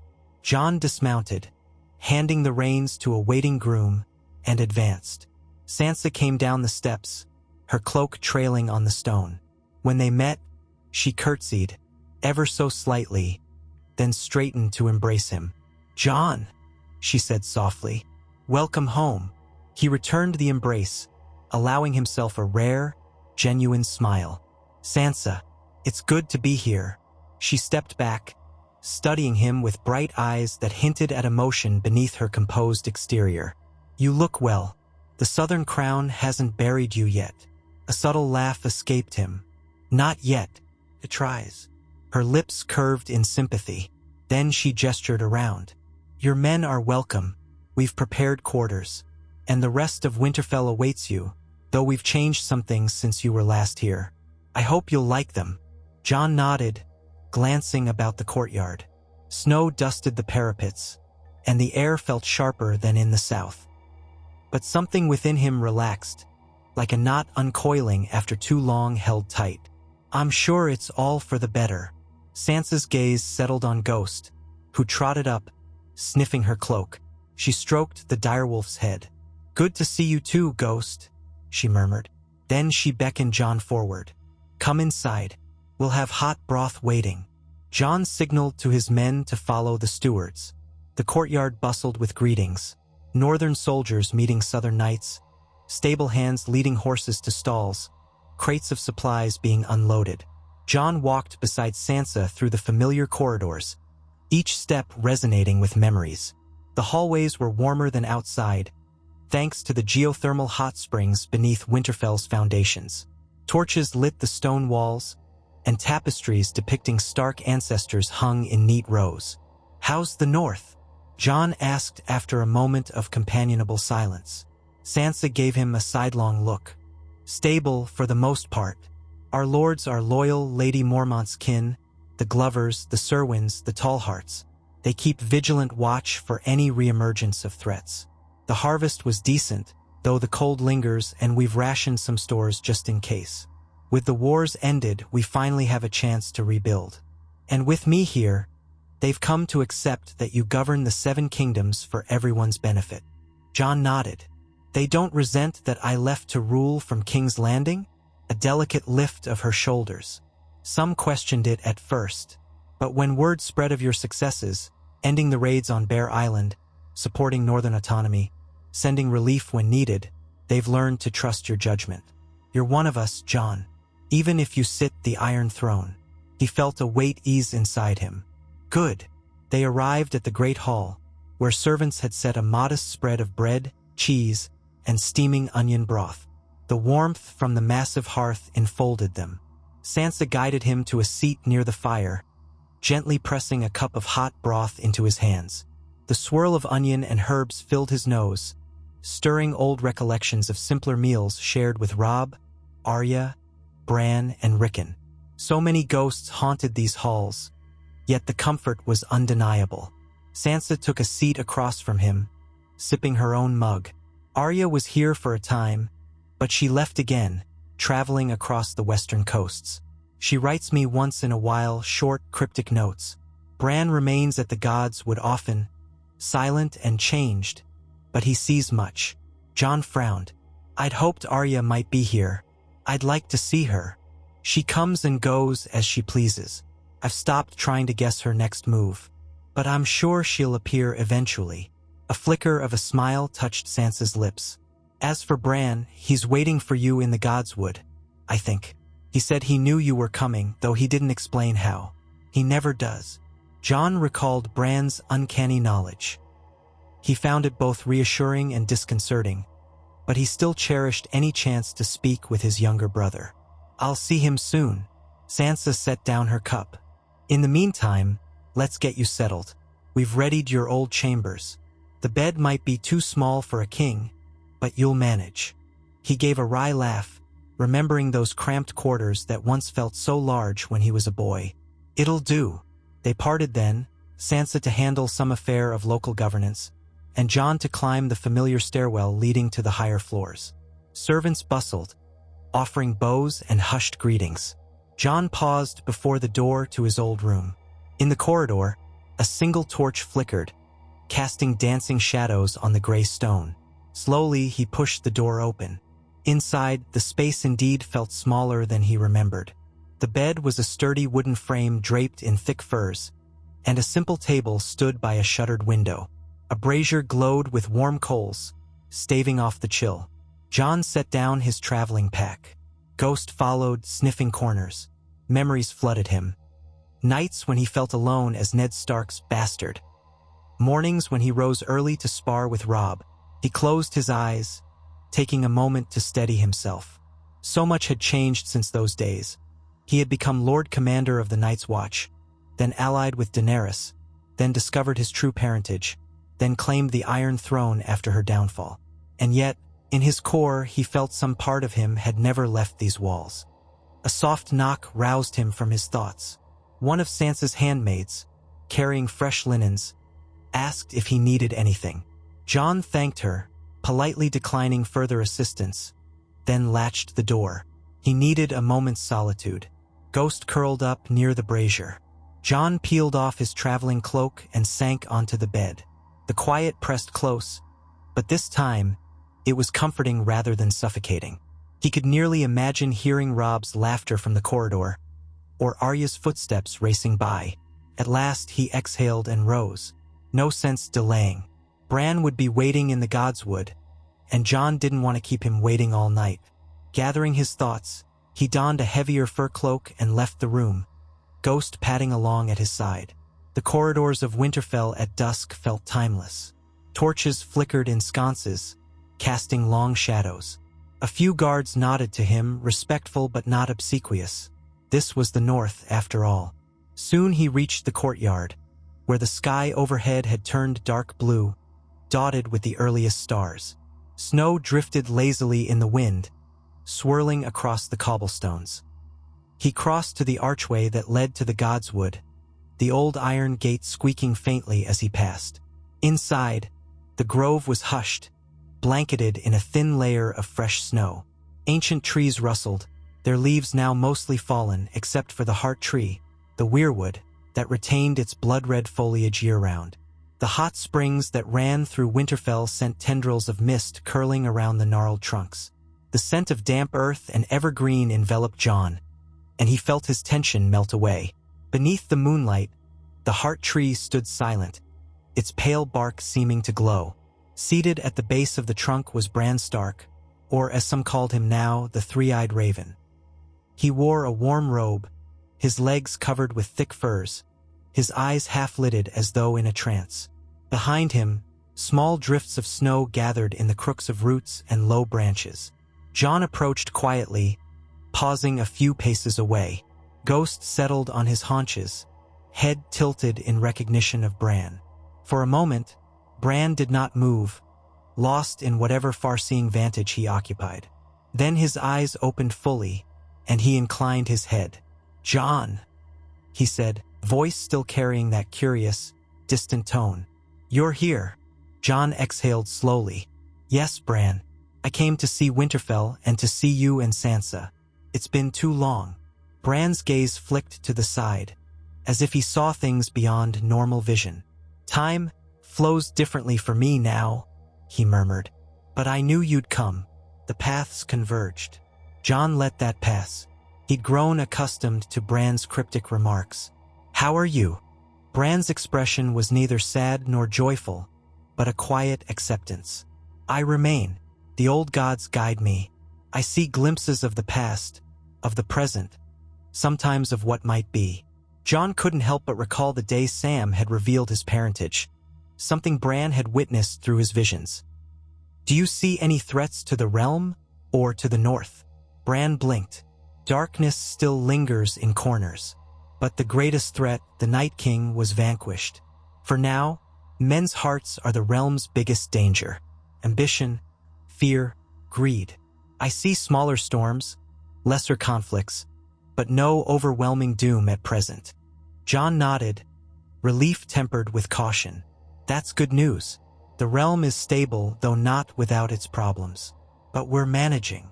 Bran turned his head, studying Jon with an unnerving calm. "You have done well, Jon Snow. Or should I call you Aegon Targaryen?"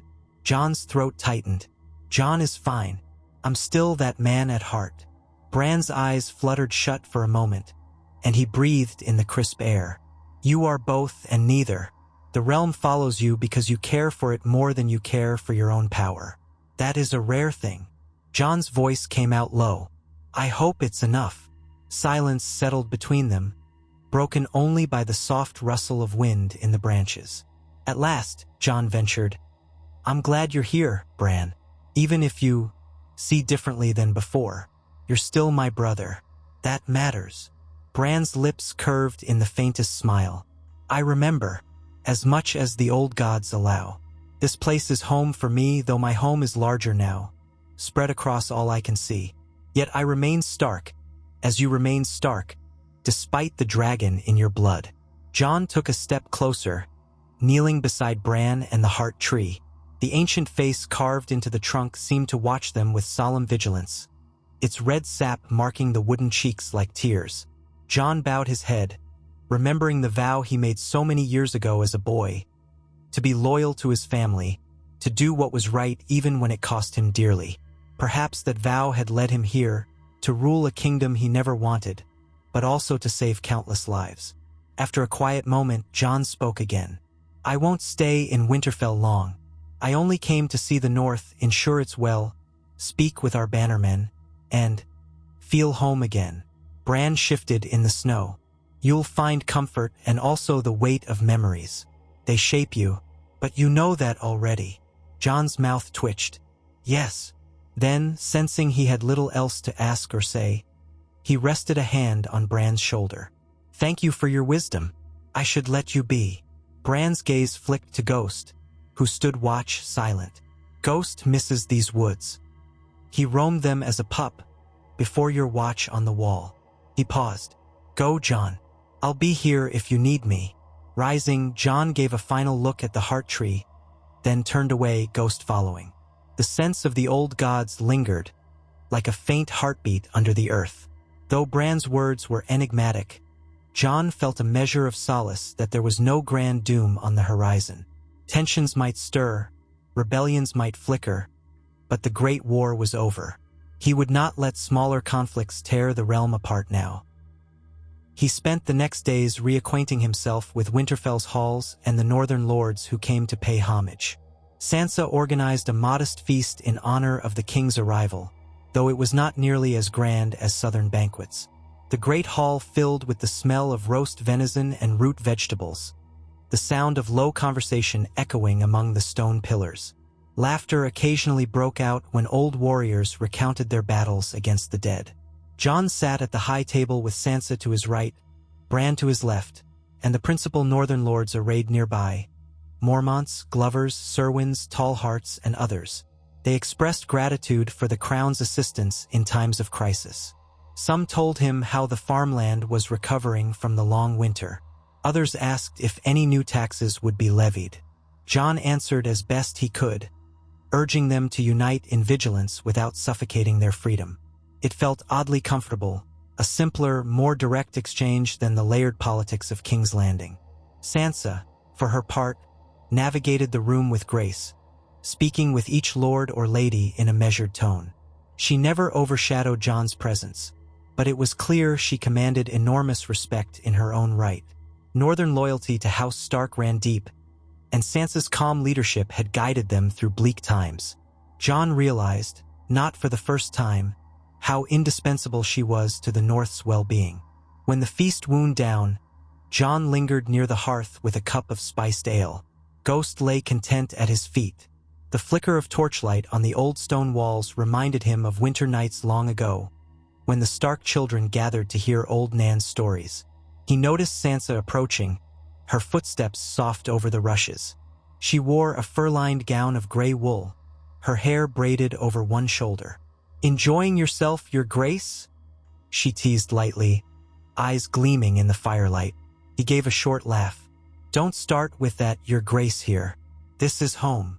A hint of relief passed across her face. "It's good to see you relaxed. I worried you'd come with a dozen problems and be too distracted to remember what Winterfell is." Jon smiled, gazing into the flames. "I have problems enough, but they can wait. For a little while, at least." Sansa nodded, then lowered her voice. "You plan to stay how long? Some of the lords hope you'll tour their lands. They'd be honored to show the king their progress." He considered. "I can spare a fortnight, maybe 3 weeks if all remains calm in the south. Let them know I'll visit a few keyholes. I want to see Bear Island again, but that might be too far. Maybe I'll just send a raven to Lady Kyra Mormont, see if she needs anything else." Sansa seemed pleased. That should suffice. They stood together in companionable silence. After a moment, Sansa touched his arm. "I'm proud of you, Jon, for what you've done, for how you've led. Father would be proud too." A lump formed in his throat. "I thank you. Sometimes I question if I've done enough or if I've made the right choices. There's so much blood on all our hands from the wars." Her eyes flickered with shared sorrow. "We did what we had to do. The realm is healing now. Because of you and those who stand with you." Jon swallowed. He set aside the cup. "Well, I'll keep trying." She took that as agreement, stepping back to let him find his rest. Jon bid the remaining lords good night and withdrew, Ghost padding after him. The corridors were nearly empty, torchlight casting long shadows across the stone. As he climbed the stairs to his chamber, an almost bittersweet calm enveloped him. He was home in the land of his youth, yet he was no longer the boy or even the bastard he once thought himself to be. The mantle of king had settled onto his shoulders, maybe not lightly, but at least more comfortably than before. Over the subsequent days, Jon spent time touring parts of the north. He visited the nearby lands of the Glovers and Serwins, traveling with a small escort and Sansa's representative. There, he listened to local concerns about rebuilding and winter stores, reaffirming that the crown would not overtax them. He met with newly formed village councils, another innovation Sansa had encouraged, where small folk had some say in local matters. The notion reminded Jon of the Night's Watch tradition of electing a Lord Commander by vote. Perhaps, he mused, more inclusive governance could help prevent old feudal abuses. Everywhere he went, Ghost drew gasps and wide-eyed stares, but the direwolf's calm presence also reminded Northerners that Jon was one of them. They accepted the Targaryen half more readily, it seemed, because the direwolf by his side proved he remained a Stark. On the 10th day of his stay, a raven arrived from King's Landing, carrying a short letter from Tyrion. "Your Grace, all remains stable here. The High Septon's continued push for moral reforms has slowed. He seems content with the licensing approach. The Iron Bank negotiations are nearly concluded, with only small details left." Lord Gendry departed for Storm's End again, satisfied that no further Sellsword threats linger. However, a rumor has reached us about disturbances in Dorne. Some minor lords displeased with Prince Karen Martell's caution. They murmur about autonomy. Nothing too alarming yet, but worth noting. Enjoy your time in the north. We'll summon you if anything urgent arises. Tyrion. Jon let out a quiet breath. Dorne's restlessness was nothing new. They had always guarded their independence fiercely. He would keep it in mind, but for the moment it didn't warrant returning south. He shared the news with Sansa, who only gave a mild shrug. Dorne is far away. If they mean to cause trouble, better we address it with caution, not panic. He agreed. The next day, Sansa arranged a gathering of several northern lords at Winterfell, giving them the chance to speak directly with Jon. They convened in the Great Hall, the fire crackling at one end, a line of wooden chairs set in a half-circle near the dais. Sansa sat to Jon's right, Bran to his left, though Bran's mind often seemed elsewhere. Lord Glover, Lady Mormont's cousin Oren, there to represent Bear Island, Lord Serwyn, and a handful of others attended. The session was informal, more conversation than a royal audience. Jon asked about local justice, how thieves or minor criminals were handled. He inquired about the roads, which, thanks to Sansa's direction, had been cleared of most bandits. Each lord reported their small victories and lingering woes. When it was Oren Mormont's turn to speak, he stood, broad-shouldered and clad in bear fur. Bear Island stands stronger than ever, thanks to the Crown's help in quelling the Ironborn raiders. My cousin Kyra sends her respects and invites you to return if you ever wish. We have a hall that will always welcome you. Jon smiled. Thank you, Oren. Bear Island is dear to me. Please tell Kyra I'm proud of how she's defended it. I regret I can't visit this time, but soon, perhaps. Oren nodded, clearly satisfied. We stand with House Stark and House Targaryen, he added, his tone resolute. After an hour of talk, Jon concluded the meeting, inviting them to speak privately if they had further concerns. Sansa engaged them in further conversation while Jon drifted toward Bran, who had been silent most of the time. Bran looked up as Jon approached, a distant flicker in his eyes. "You're doing well, Jon," Bran said softly. Jon shrugged. "I'm trying. I hope it's enough." Bran merely offered a faint smile, then turned his gaze toward the window, as though seeing beyond the walls. Jon left him to his thoughts. That evening, Jon retreated once more to the godswood, seeking a measure of calm after the day's interactions. He hadn't truly prayed to the old gods since his time in King's Landing, where the weirwood sapling was a pale echo of the real thing here at Winterfell. As he slipped between the trees, Ghost close behind, he felt the hush envelop him. Soft moonlight drifted through the branches, silvering the snow. The heart tree's carved face loomed solemn, red leaves whispering in the gentle breeze. He knelt by the pool, the water's surface dark and still. The reflection of the heart tree's face shimmered, seemingly staring back. For a moment, the old sense of being watched pressed on him, not threatening but potent, a reminder that the North remembered. Closing his eyes, Jon inhaled the cold air, letting it fill his lungs. "Father," he murmured, though he wasn't sure if he addressed Ned Stark or some older deity. "I hope I'm doing the right things. So many rely on me now. I never asked for this, but it's what I have. Please guide me." A faint rustle in the branches overhead was his only reply. Yet, as he opened his eyes, he found a sense of settled resolve in his chest, as if the old gods had silently acknowledged him. Perhaps that was enough. Ghost pressed close, resting his head against Jon's arm. Jon stroked the direwolf's ears. "Let's walk a bit more," he said quietly. Rising, he wandered the perimeter of the godswood.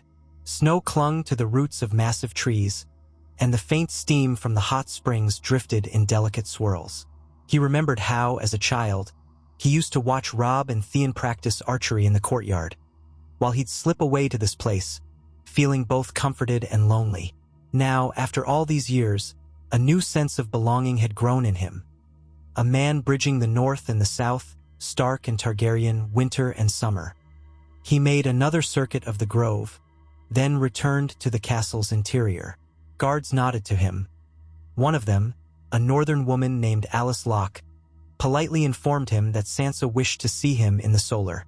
Nodding thanks, Jon climbed the steps, passing tapestries that depicted old Stark heroes. A hush lay over Winterfell at this late hour. He found the solar's door ajar, light flickering within. Sansa was inside, seated at a wooden table piled with parchments. She looked up, setting aside her quill. "Jon, come in." He stepped inside, noticing she wore a simple gown of dark gray, her hair loose about her shoulders now. A fire crackled in the hearth, lending a cozy atmosphere. "I heard you wanted to speak with me," he said softly. She nodded, gesturing for him to sit. "I did. I was looking over some letters from lords across the North. Some mention marriage alliances, others mention trade. I realized we haven't truly talked about your future, your personal future." Jon folded his arms. "My future?" She smiled gently. "The realm knows you as King Aegon Targaryen, a half-Stark who sits the Iron Throne. But many wonder if you will wed, if you'll produce heirs, if you'll strengthen your claim further by uniting with another great house." A slight tension entered her gaze. "I'm not trying to meddle, Jon, but these questions affect the North and the whole kingdom, really." Jon looked away, a twinge of unease skittering through his chest. Marriage, the talk of heirs. He recalled how Daenerys once spoke about continuing the Targaryen line, and how that had been complicated by many things, her own fate chief among them.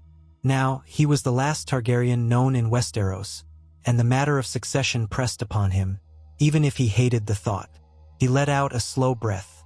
"I don't know if I'm ready to consider that. After everything that happened, after Daenerys' death, I can't imagine tying myself to someone else so easily." Sansa's expression softened. "I understand, but the lords and ladies will press. They want stability, they want certainty for the future. They want to know who follows you on the throne, should anything happen." Jon grimaced, leaning forward to rest his elbows on the table. "I can't blame them. The realms had too many wars of succession. But I don't want to make a cold political marriage either." That's not who I am. And I've seen what forced unions can do to people." Sansa gave him a sympathetic smile, resting a hand on his forearm. "I'm not pushing you, Jon. Truly. I only raise it because soon enough the realm will. Better for you to think about it on your own terms." Jon closed his eyes, exhaling. The flicker of the fire danced against his eyelids, reminding him of the gentle warmth he once found in Ygritte's arms and the conflicted passion that had drawn him to Daenerys. Both loves had ended in tragedy. The thought of opening his heart again, or even forging a purely strategic marriage, turned his stomach. Yet he knew he could not remain an island forever, not if he intended to secure lasting peace. At length he opened his eyes. "Thank you, Sansa. I'll think on it. But I'm not rushing into anything." She nodded, releasing his arm. "That's all I ask. There are no immediate crises. I just want you prepared for the questions that will come, if they haven't already." "They have in the south," he admitted. "Certain lords hint at potential matches for their daughters. I always brushed them aside." Sansa's lips curved in a knowing smile. "And you'll keep brushing them aside, no doubt.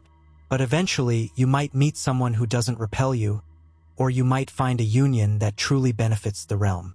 There's no shame in that.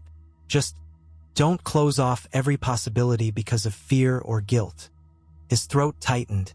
"I'll keep that in mind." She squeezed his hand once, then returned to her parchments. "Now that that's settled, or at least addressed, I'll let you rest. We have a busy day tomorrow. Lord Umber arrives to discuss restoring parts of the last hearth." Jon rose, heading to the door. "Good night, Sansa." She offered him a soft look, half sisterly concern, half respect. "Good night, Jon." He made his way back to his chamber, thoughts churning. Marriage, heirs, alliances. He realized these were some of the final pieces of the puzzle that would define his reign. He had stabilized the realm, ended the wars, given the North breathing room. Yet if something befell him, would Westeros tumble back into chaos? That fear weighed on him. Even now, he thought of how House Targaryen had once reigned in a long, if sometimes troubled, dynasty. Could there be a new dynasty forged by his bloodline? Or would his line end with him, and the realm tear itself apart when he died? Ghost gave a low whine, sensing his tension. Jon paused in the corridor, patting the direwolf's flank. "It's all right, boy," he whispered. "We'll handle it, as we always do." He slept fitfully, dreams filled with shifting images. The Iron Throne, half buried in snow, a child's laughter echoing through empty halls, a pair of burning blue eyes that dissolved into ash. He woke before dawn, sweat damp on his brow despite the cold. Pushing aside the bed furs, he decided to roam the battlements for a breath of fresh air. Outside, the world remained dark, with only the faintest glow on the eastern horizon. The torches on Winterfell's walls flickered, illuminating drifting snow. A guard recognized him and bowed. Jon merely nodded, stepping to the parapet to peer out over the quiet countryside. The farmland around Winterfell was still, the silhouettes of distant barns and leafless trees barely visible under the moon. His mind churned with the same questions he'd carried for months. How to secure peace for generations, how to preserve the unity he'd fought so hard to establish. He recalled how he once told Daenerys that love was the death of duty, though he'd learned the hard way that duty without love led to cruelty. Perhaps a king needed both duty to the realm and love for those who walked in it. A sudden gust of wind scattered snow against the battlements, and Jon drew his cloak tighter. "I'll find a way," he murmured, as if making a promise to the North, to Ned Stark, and to the ghosts who still haunted him. "I'll find a way." 3 weeks passed swiftly in Winterfell. Jon oversaw improvements to local roads, reaffirmed oaths of loyalty from the smaller houses, and settled minor disputes. He was no stranger to the mechanics of governance. He'd done it in King's Landing, but here in the North it felt more direct, less burdened by the layers of court intrigue. He took time to visit the practice yard, sparring with a few knights, surprising them with his skill and vigor. Some of the soldiers still remembered him as the boy who trained under Roderick Castle, and they marveled at how far he'd come. He also spent time with Bran, though their conversations were often brief and cryptic. Sometimes Bran shared glimpses of the past, a memory of Ned praying in the godswood, or of Rickon toddling after Shaggy Dog, but it was never quite linear. Jon found these recollections both poignant and healing, as though piecing together fragments of a lost family tapestry. Sansa balanced her roles gracefully, ensuring each day ran smoothly. She delegated tasks to her stewards, made sure the harvest was stored properly, and corresponded with lords across the north. Jon admired her quiet strength. In another life, he thought, she might have ruled Winterfell without him. Perhaps, in truth, she already did in his stead. Yet he couldn't remain here forever. Each raven from King's Landing reminded him that while no crisis beckoned, the realm needed its king. Davos wrote once, updating him on developments near the Crownlands. Tyrion added notes about trade negotiations with the Free Cities, and the High Septon still sent polite suggestions for further moral improvements. The more Jon read, the more he knew he had to return. And so, one crisp morning, he met with Sansa in the Solar and expressed his intention to depart within the week. She accepted it with composure but did not hide her disappointment. "I wish we could have you longer," she said, pouring tea into a wooden cup. "But I understand. The capital calls." Jon nodded. "Yes, and I can't neglect it for too long. They might start thinking I've abandoned the Iron Throne." A hint of a smirk touched Sansa's lips. "Worse things have happened. But I see your point." They discussed final details, including Sansa's continued governance of the North. Jon promised to maintain open communication, any threat or shortage of supplies, and he'd respond immediately. He also made mention of the possibility of them convening a Northern Council in King's Landing someday, so Southern lords could see the faces of the North. Sansa found the idea interesting, though logistically challenging. When the day of departure arrived, Winterfell's courtyard stirred with the bustle of saddling horses and loading wagons once more. Sansa and Bran stood on the steps, flanked by a handful of northern knights. Jon, dressed again in travel leathers and a heavy cloak, waited while his men secured gear. Ghost paced near the wagon, keen eyes scanning for any sign of trouble. At last, Sansa approached, hugging Jon warmly. "Take care," she whispered. "You're always welcome here." He returned the embrace, feeling the warmth of her presence. "Thank you. I'll come back as soon as I can. Or maybe you'll visit King's Landing someday." She gave him a faint smile. "Maybe, though I prefer these northern winds." He nodded, then turned to Bran. The three-eyed raven sat in a wheeled chair, a thick bearskin draped over his legs. Jon knelt briefly beside him. Bran placed a hand on Jon's forearm, eyes distant yet strangely compassionate. "Safe travels, Jon. The realm still needs you." Jon rose, swallowing a lump in his throat. With that, he mounted his destrier, gathering the reins. A hush seemed to descend on the courtyard. The gates swung wide, revealing the path leading away from Winterfell's walls. Jon cast one final look at his siblings, his family, knowing it might be months or even years before he saw them again. Then he nudged his horse forward, leading the column out onto the road south. Snow drifted lazily, the chill biting at exposed skin, but Jon felt a subtle warmth in his chest. The North was alive and recovering. Sansa and Bran were guiding it well. He could do his part in the south, forging a stable kingdom that would never again threaten the peace of these lands. It was a far cry from the battered, war-torn Westeros he had known. Perhaps, with continued diligence, it might endure. They retraced their route: Moat Cailin, the Neck, the Riverlands, the Crossroads Inn. Everywhere they went, Jon's men noted the small improvements. The roads better patrolled, the fields replanted, the villages less scarred. By the time they reached the Crownlands, the air had turned milder, though autumn still clung to the trees in shades of gold and rust. Ghost adapted to the shifting climates with stoic resilience, never straying from Jon's side. At last, King's Landing rose on the horizon, its red walls and towers familiar yet always imposing. Smoke curled from countless chimneys, a haze drifting above the city. The sprawl of rooftops glinted under the waning sunlight. Jon's heart tightened slightly. He was returning to the seat of his power, to the nexus of politics and responsibility. There would be no quiet hunts in the forest or restful nights in the godswood. But this was the fate he had chosen, or rather, the fate that had chosen him. Guards at the city gates recognized the royal banner. The gates opened, and Jon's party rode through the winding streets. People paused to watch, more curious than afraid. He noticed some nods of acknowledgement, even a few welcoming calls of "Long live the king," which still felt odd to his ears. The city had grown more accustomed to him than he'd realized. They continued up the hill toward the Red Keep, passing the remains of scorched sections still under reconstruction.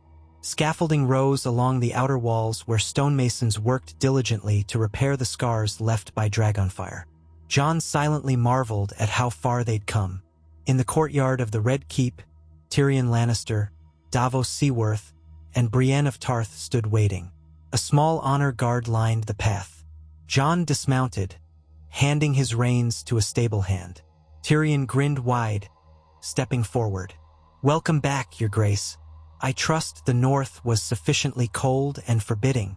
Jon offered a faint smile. "Cold, yes, but not forbidding. How are things here?" Tyrion spread his hands. "Stable.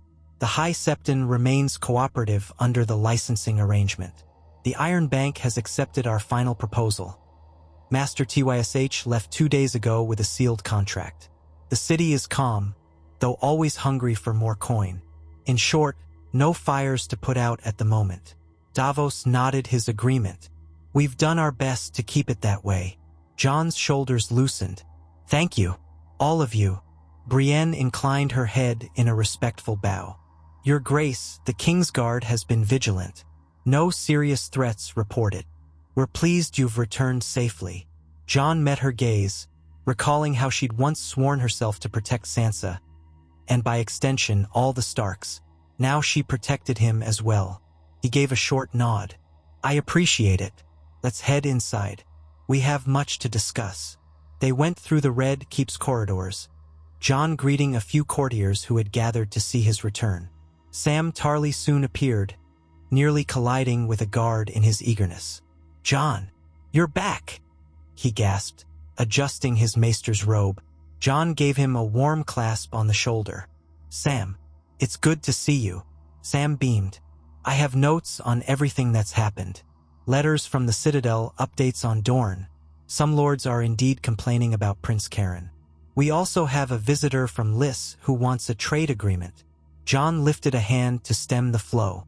"All right, Sam, we'll go over it together. Let me wash the dust off first." Sam laughed sheepishly. Of course. Tyrion led them to the council chamber, where fresh water and a light meal awaited. After Jon freshened up in his private rooms, discarding his travel-stained cloak and rinsing his hands in a basin, he returned to find Tyrion, Davos, Brienne, and Sam waiting, seated around the wide wooden table. A map of Westeros was unrolled, corners weighted by candle holders. Jon took his place at the head of the table. Ghost settled by the door, drawing a few startled glances from younger stewards who weren't used to seeing a direwolf padding through the Red Keep's halls. Tyrion cleared his throat. "Your Grace, I suggest we start with the matter in Dorne. Sam has the details." Sam unrolled a small scroll, adjusting his spectacles. "Prince Karen Martell remains on the throne in Sunspear, but a group of lesser nobles, Houses Toland, Illyrian, and a few minor branches, are dissatisfied with his mild approach. They want a more aggressive stance toward the crown, claiming Targaryen rule has historically been at odds with Dornish independence. So far, it's just talk, but there's potential for them to rally behind a different candidate for leadership." Jon frowned, leaning forward. "We can't afford a rebellion in Dorne. They're independent-minded, yes, but Prince Karen is their recognized leader. Has he asked for help?" Davos shook his head. "Not officially, but we've had informal notes from his advisors. They want reassurance that the crown respects Dornish autonomy. If we come down too hard, it might confirm the malcontents' fears. If we do nothing, they might grow bolder." Tyrion drummed his fingers on the map. "Perhaps a personal visit to Dorne would placate them. Show them you're not another Maegor the Cruel or Aerys the Mad. But it's quite a journey. and you've just returned from the north. Jon considered. I'm not opposed to traveling if it helps, but let's first try sending an envoy, someone they'll respect. Offer a clear statement that we value Dorne's traditions, so long as they remain part of the realm. If that doesn't settle matters, I'll go in person. They agreed on that approach. Tyrion made a note to dispatch an envoy within the week. Brienne suggested they choose a diplomat with knowledge of Dornish customs, possibly a knight who fought alongside Dornish allies during the wars. Sam promised to compile a briefing on Dornish history, ensuring no old grudges went unaddressed. They moved on to other topics: trade requests from Lys, crop yields in the Reach, continuing repairs in King's Landing. Jon listened, occasionally contributing insight from his recent northern journey. The meeting carried on for some time, and when it finally ended, dusk had fallen. The daily tasks of kingship resumed, familiar, if exhausting. Jon felt a sense of renewed purpose, though. He had reconnected with the North, reaffirmed who he was. Now he could face the realm's challenges with fresher resolve. That night, after a simple dinner in his private solar with Tyrion, Jon returned to his bedchamber. The windows glowed with lamplight from the city below. Ghosts settled near the hearth, eyeing Jon as if asking if they were truly staying put again. Jon ruffled the direwolf's fur. "We're here," he murmured. "For a while, at least." He undressed and climbed into the large bed. The southern warmth felt almost stifling compared to the bracing chill of Winterfell's nights, but he made do. Lying there, he let his thoughts drift. Images of Sansa, Bran, the Heart Tree, and the north's snow-blown fields mingled with the memory of the bustling capital. Two worlds he straddled: ice and fire, Stark and Targaryen. Somehow, he was forging them into one realm. His mind wandered to the question Sansa had raised about marriage, about continuing the line. He sighed, running a hand through his hair. One crisis at a time, he told himself. Dorne, the city's rebuilding, the faith's demands. Only then, maybe, he could think of his own personal life, if there was space for such a thing. Yet even as he drifted toward sleep, that question lingered. The realm was finding peace. Would he allow himself to find any measure of personal happiness as well? Or would duty devour him until his final breath? He found no firm answer in the darkness, only the steady hum of the city below, a testament to the fragile peace he had wrought. For now, that had to be enough. Tomorrow, he would rise as king of the Seven Kingdoms again, continuing the work he never asked for but refused to abandon. And somewhere in the depths of his spirit, he carried the North's stillness, the memory of fresh snow and the heartbeat of the old gods, reminding him that he was more than just a crown. He was a man who had chosen to protect the living at all costs. Thus, another chapter of Jon Snow's reign began. A king of two legacies, forging a realm that might finally stand unbroken after generations of war. The path stretched onward, uncertain and perilous, yet lit by the quiet resolve that marked the man who had once been called a bastard, then a brother of the Night's Watch, then a savior against the dead, and now, at last, a king who carried ice and fire in equal measure, determined to keep the land he loved at peace.